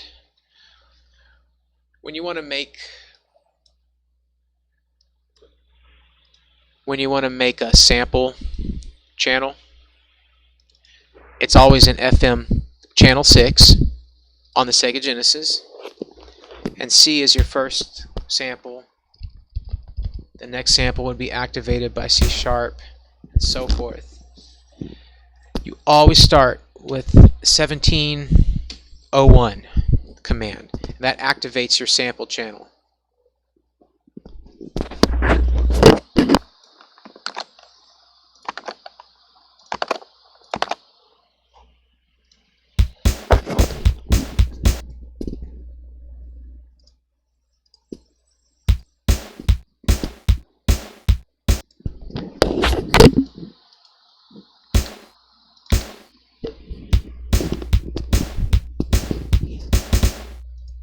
Okay, so I'm basically playing samples on the Sega Genesis. Now, I want you to watch something. If I save this, or if I export it to a ROM file, which is going to play on your Sega Genesis, watch how much data it eats up.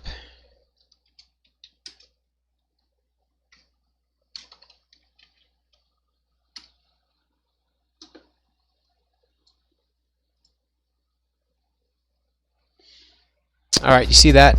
That's 87 kilobytes for this song that doesn't even have 2 patterns in it. That is a lot of data. So how do we solve this issue? What are we going to do? Well, First, let me show you how much the song is without these two samples. So if I take the samples out of the song and I save the ROM file as new ROM 2, like a number 2, right?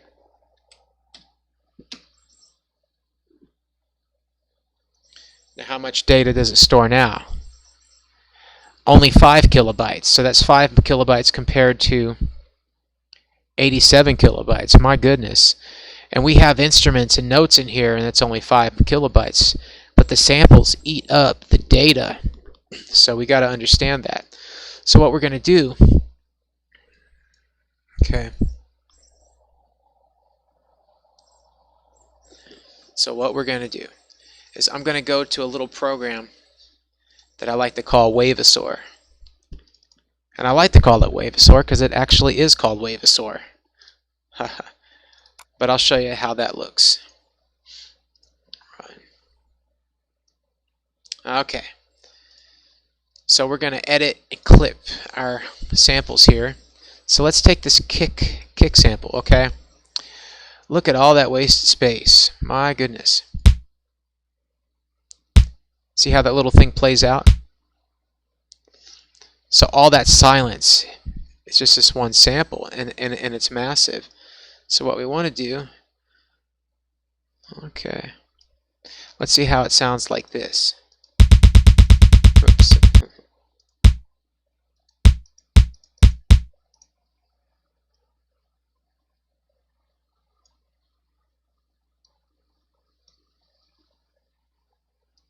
So I'm going to press the delete key.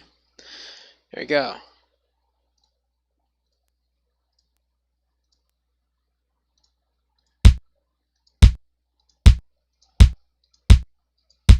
And that's all you need for that. Now I shrunk the sample. What I can also do, and what I like to do, is I like to convert it to mono. You mix all the channels, because you don't need stereo. And what I also do is that I normalize the sound, bring it up to 0. And that's going to make your sound louder, like it was in the original program. Now here's another trick that I like to do. Well, if you want to use the sound at 22 kilohertz, you can resample it, okay? So 22050 is 22 kilohertz. You could also resample it at 32 kilohertz like this, right? And then you would get a clean import. But we're going to go down to 22, okay? And don't worry about all these other options.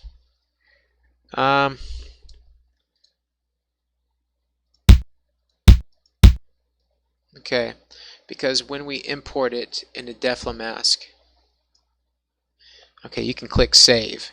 Now what happens when we save it? Well, if you remember before, it was 328 kilobytes. Now it's only 5.75 kilobytes. So I shrunk that sound down a whole lot.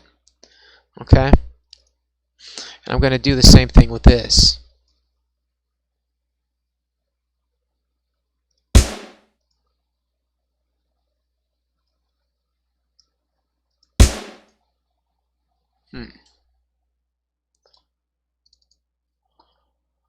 A little bit on the edge right there. Okay. I want to get it on the edge, but we don't want to go overkill, right?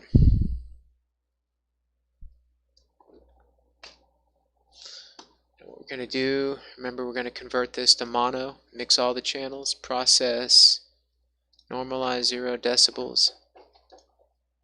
Alright. Alright, beautiful. We're going to process, resample it down to 22 kilohertz.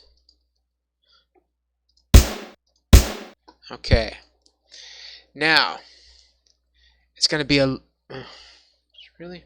Oh, well, I didn't save it, that's why. Click that save button. Okay.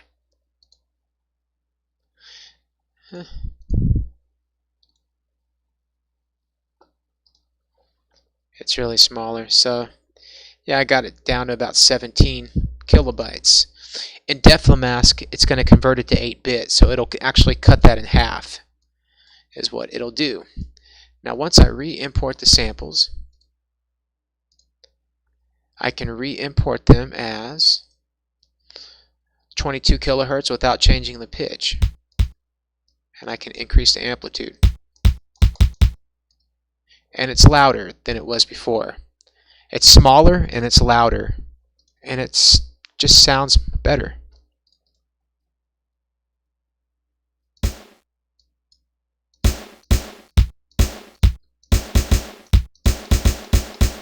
Okay, let's see how that sounds. Okay, now if I want to export, say ROM, as number 3, and we'll compare the first one with the last one to see how much data we saved, right?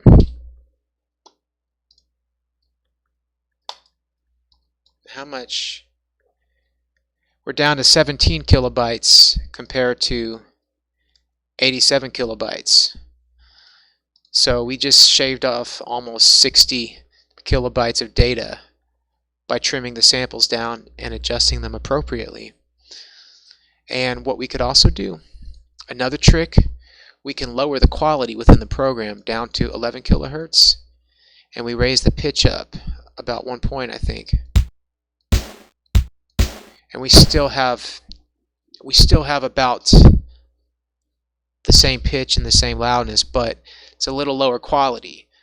But when the song is playing, it's not really too big of a deal. You know?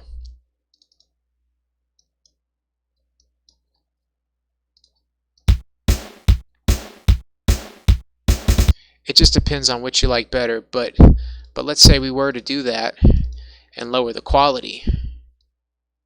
And of course we always have to adjust the pitch. We're going to save even more data.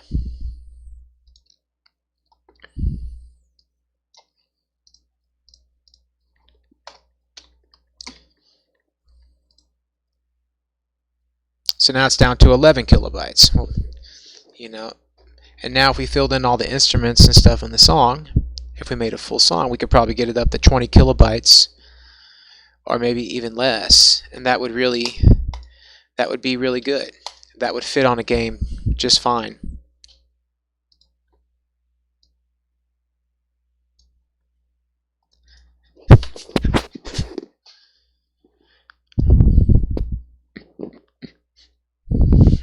Oh, yes, that's true.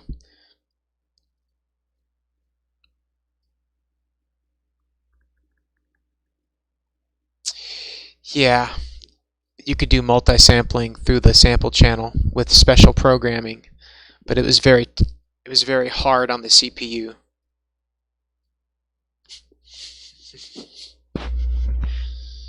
Yeah.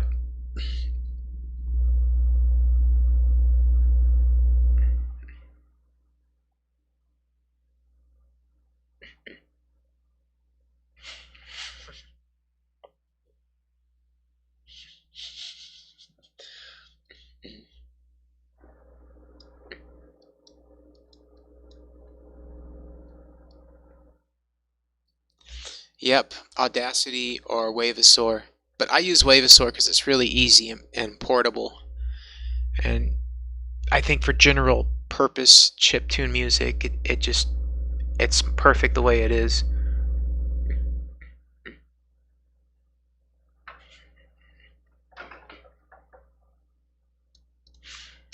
There were games that used 2 samples per channel 6. So what happened is that the channel 6 sample channel is used like a speaker, and the CPU spits out 2 samples to play at the same time through channel 6, as if channel 6 is some speaker to play through. But it eats up more of the CPU processing power. And I mean, you could do it, and they found ways to do that with like 2 samples. But when they got the 4 samples with Toy Story, they could do it on the title screen or the ending screen or a menu screen or whatever, but they really weren't able to get that to take place while the game was in motion, while characters were moving and playing on screen. Because it takes up a lot of processing power to do that, even though it's possible. But I think the game Skitchin did two samples out of the PCM channel. Oh yeah, Contra Hearts. Yeah, Skitchin. Yep, that's what I remember. Rystar. Yep. Yeah, Rystar did something like that too. Rystar processed music off of the Motorola 68K processor. So they didn't use the Z80 for music on that game. So there were a few games like that. Like Sonic 1 used the 68K Motorola to process the sound. Yeah, for Toy Story, First In, First Out. Yep, that's what they did in the RAM. They kind of cut the RAM in two, and while the RAM was receiving 4 kilobytes from the processor, it was sending the next 4 kilobytes through the sample channel. So it's like in, out, in, out, in, out. It was pretty ingenious, but it was a little gritty because of the speed of the transfer rate in the bus and so forth.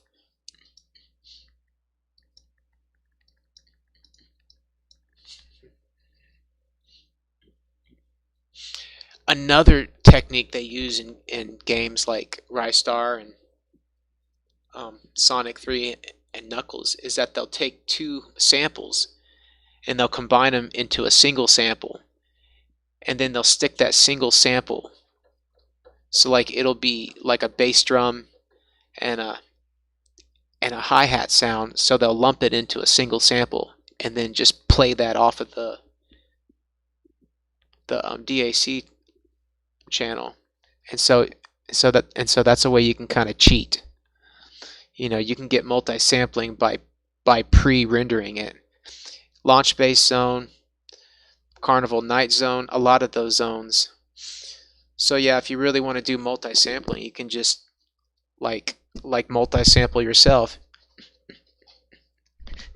Yeah, and it can sound just as if you have more than one drum channel, and you don't have to use any extra CPU power. It's pretty nice. Yep, cheaters never prosper unless they're samplists. Anyway,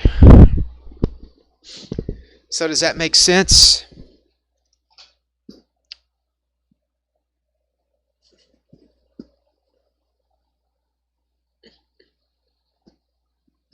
And actually, that's what I did here. I actually combined the bass drum with the snare drum. In this instance, you see. So I have both of them playing at the same time.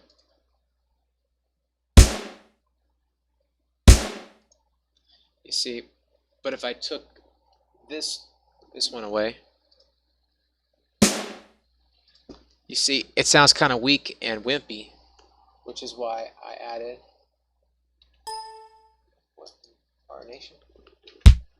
which is why I added the bass drum with it, because it just sounds right. I could even add more samples, and I can record that as one sample and stick it in the Sega Genesis. So that's 3 different percussion sounds playing at one time, and so forth and so forth. You could even take that to piano chords. You can play piano chords or any combination of instruments or orchestra hits in a single sample on the Sega Genesis.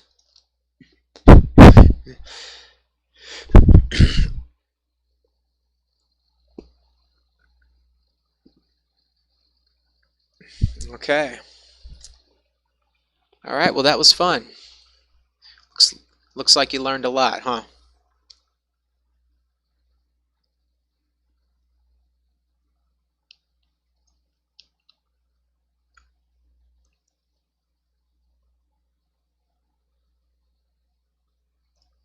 That's right, Wavetable guy. You tell him.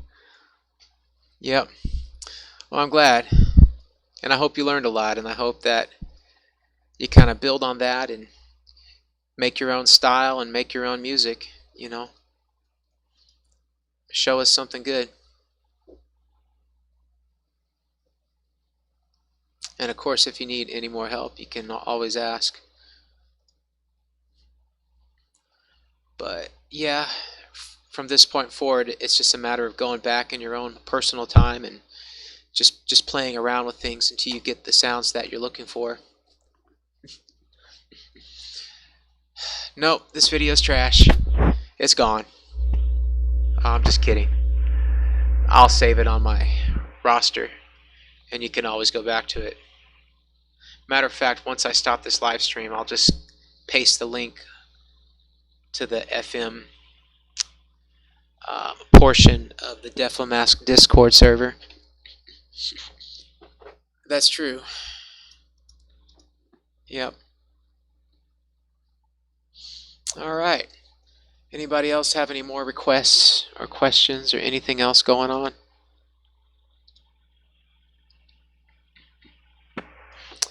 Yes, I could delete it. You are correct. So you better watch out.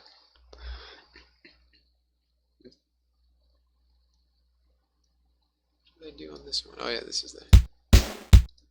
Oh yeah. Ooh, that Rystar flute's really nice. What is my favorite Genesis OST? Oh, well, that's a hard question to answer. There's so many good ones out there, it's hard to really decide. I'd say it's a close match between Super Fantasy Zone and Dynamite Heady. I just think they did like the most fantastic job with Dynamite Heady and how they tried to emulate all the orchestra sounds and all the wacky, quirky songs and music. I mean, there's so many good soundtracks.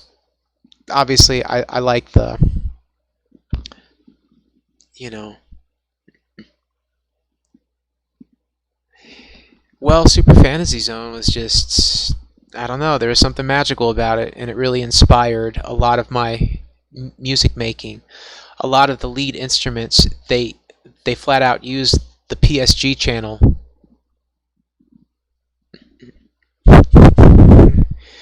Yeah, Dynamite Heady, I mean, it was just very well designed. It was just a well-built game. The whole game was really good. Not only the music, but the graphics, the quality, the story, the action. It was just a fun game. You know, they really hit it right on the money.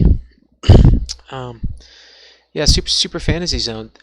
They used the PSG channels to make some of the lead instruments for like some of the songs, and it's just this really pretty flute sound that uses only the PSG channel, and all the other FM channels with all the harmonics is just really good.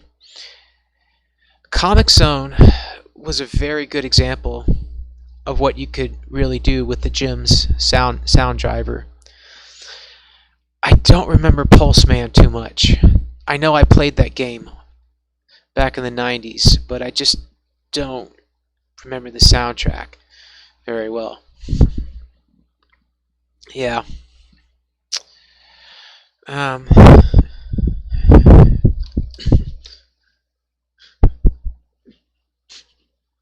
I think Gems, well, it has a lot of potential, and you can do good things with it, like on Echo the Dolphin and Comic Zones and Earthworm Jim. So I think those were games that made good use of it. I think there were a lot of games where the musicians did not really use it to their best advantage, if that makes any sense. So like Kid Chameleon or Sonic Spinball. I just feel the soundtrack was kind of sluggish, or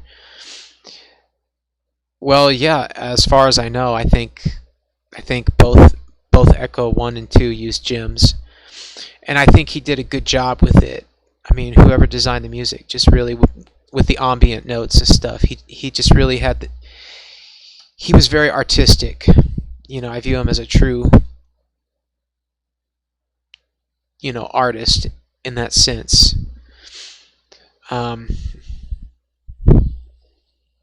But the problem with gems is that they had about anywhere from 64 to 96 presets or whatever. And so, yeah, it is very good. And you could do some good sampling through gems as well. You could use PSG and sampling, and you could even use the special mode for channel 3 on it. It was really well built. Although you could not do SSG EG, which I wish you could. Everything else about it was pretty great. It was made to be easy for the average MIDI musician to use. So if you were good at MIDI back in the early 90s, you could do gems. It was really easy. And it had a lot of presets for the FM chip. And instead of making custom sounds, a lot of musicians, because they were rushed and they did not have a lot of time to make the soundtrack, they would just use the presets that were already there. And so that's why there's a lot of games which sound very much alike. Like their instruments, they sound the same, and you can tell, oh, well, this is a gems game. This game used gems. But you can tell it was a good musician with the Echo games. Like, wow, gems, I didn't know that. Well, yeah, that's because the musician, went beyond the presets. He used gems to its fullest potential. The other thing I like about gems is that you could take the samples and you could crunch them down to 4-bit, which would save a lot of space in some cases. And I really wish Deflemask could do that, but I guess that's a little more difficult. Several games use the same driver. The OST of Hybrid Front. I haven't listened to the OST. I think I have samples from that game. Yeah, especially Earthworm Jim 2. That was just like really one of my favorites for gems.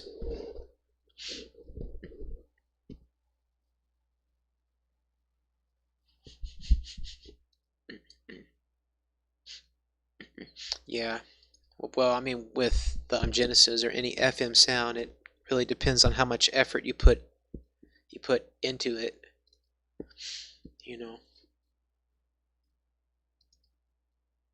Let me see. Hybrid Front. No, I'm not sure. Hybrid Front.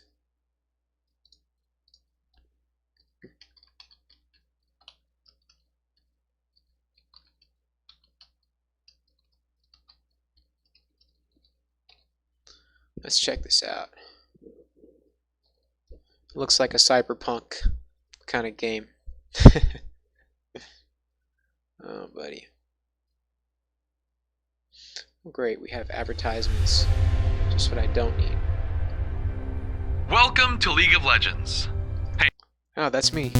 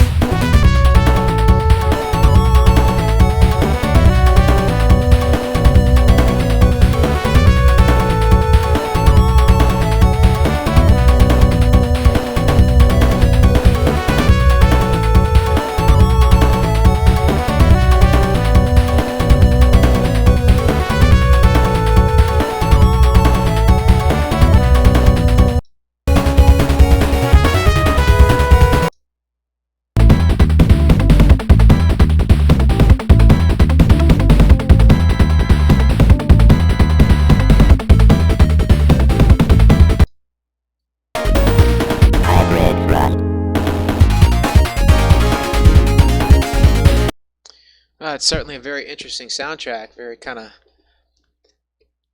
it's kind of like techno but funk at the same time. Very jazzy and cool. Interesting. Huh. See you later, Wave.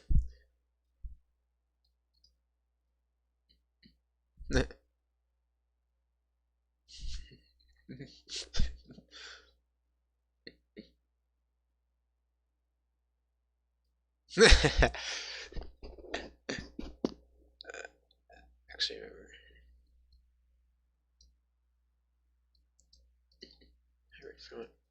All the tracks are not equal.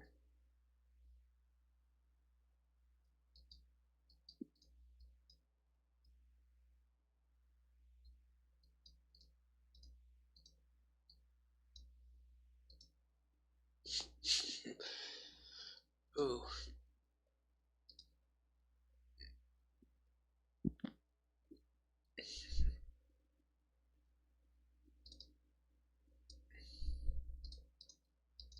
I know the feeling. Jesper Kid is a genius. Oh yeah, there was, there's a lot of good musicians back in the day for those things. Alrighty.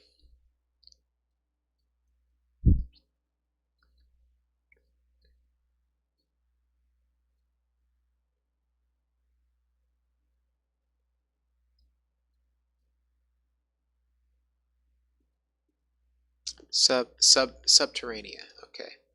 Subterranea.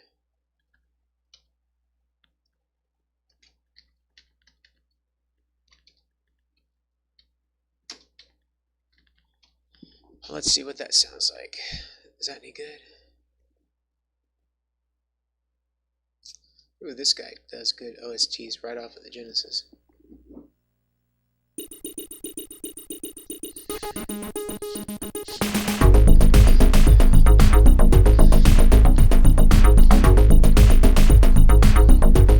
Here's some good stereo.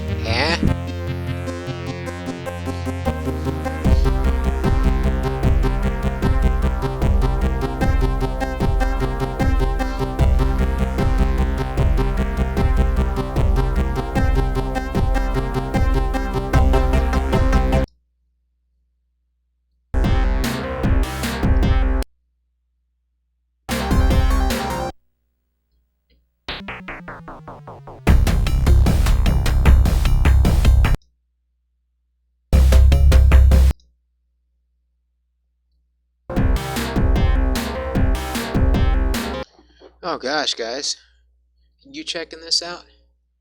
So apparently the title theme, the main song is like almost 15 minutes long. Good grief. This has got to be like the longest chiptune song ever, if I'm not mistaken. Well, except for any song that I make.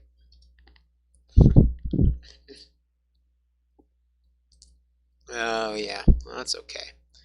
Get you some stereo headphones. Oh man, 14 minutes long for the song. And I thought Tim Follins was crazy.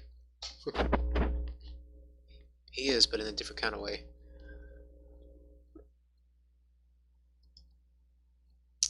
A funky rider.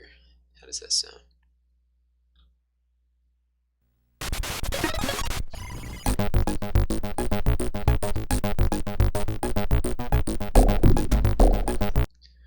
Whoa, Rigid.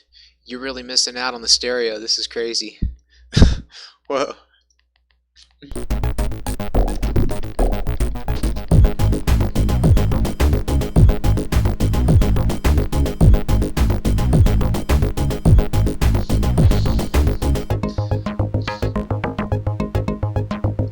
Oh, I see. So all the tracks are looped twice. So that means that song is actually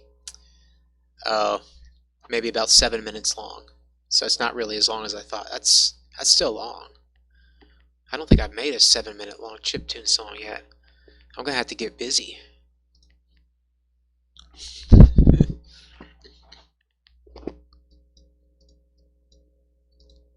Musha Alest. Stage 1 song. What? Okay. We'll try one more, guys, and then I gotta go, okay?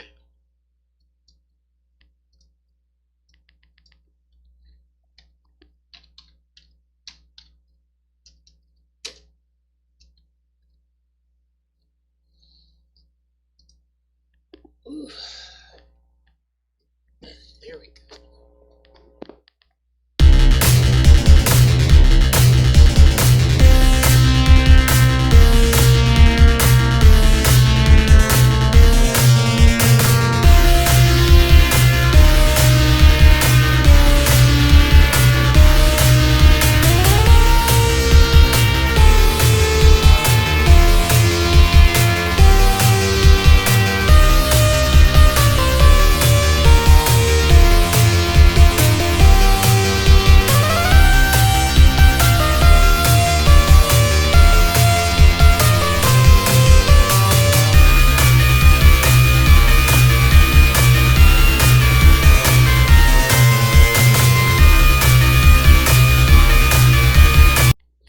Okay, so the thing about this track, and I can tell, they are using FM drums.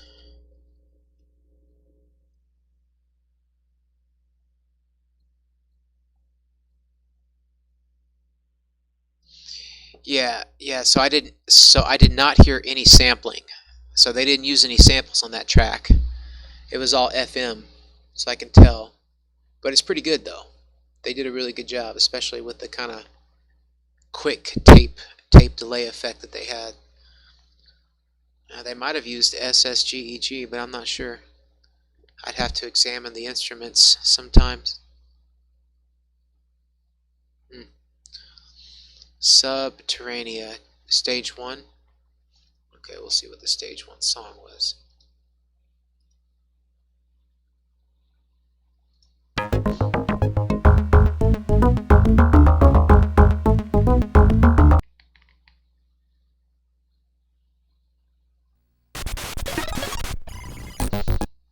Oh, Crystal Space.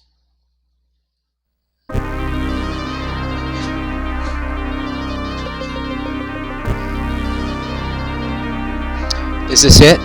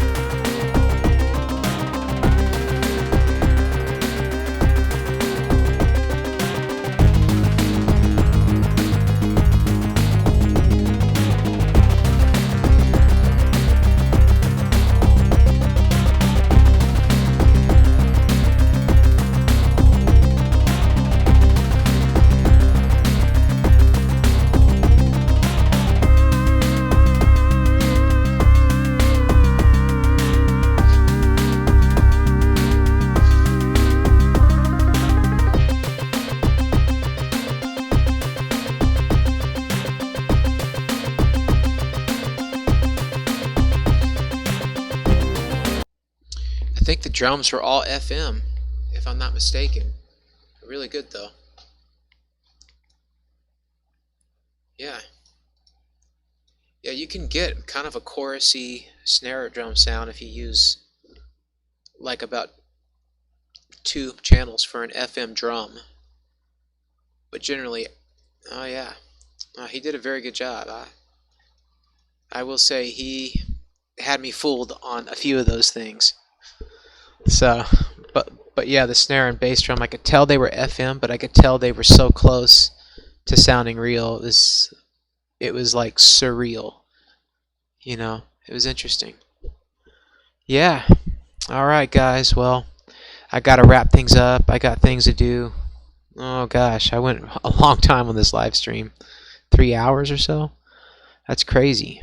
Alrighty. I hope you guys learned a lot. You know, y'all have a blessed night. Just let me know if y'all have any more questions. Take care. Good night.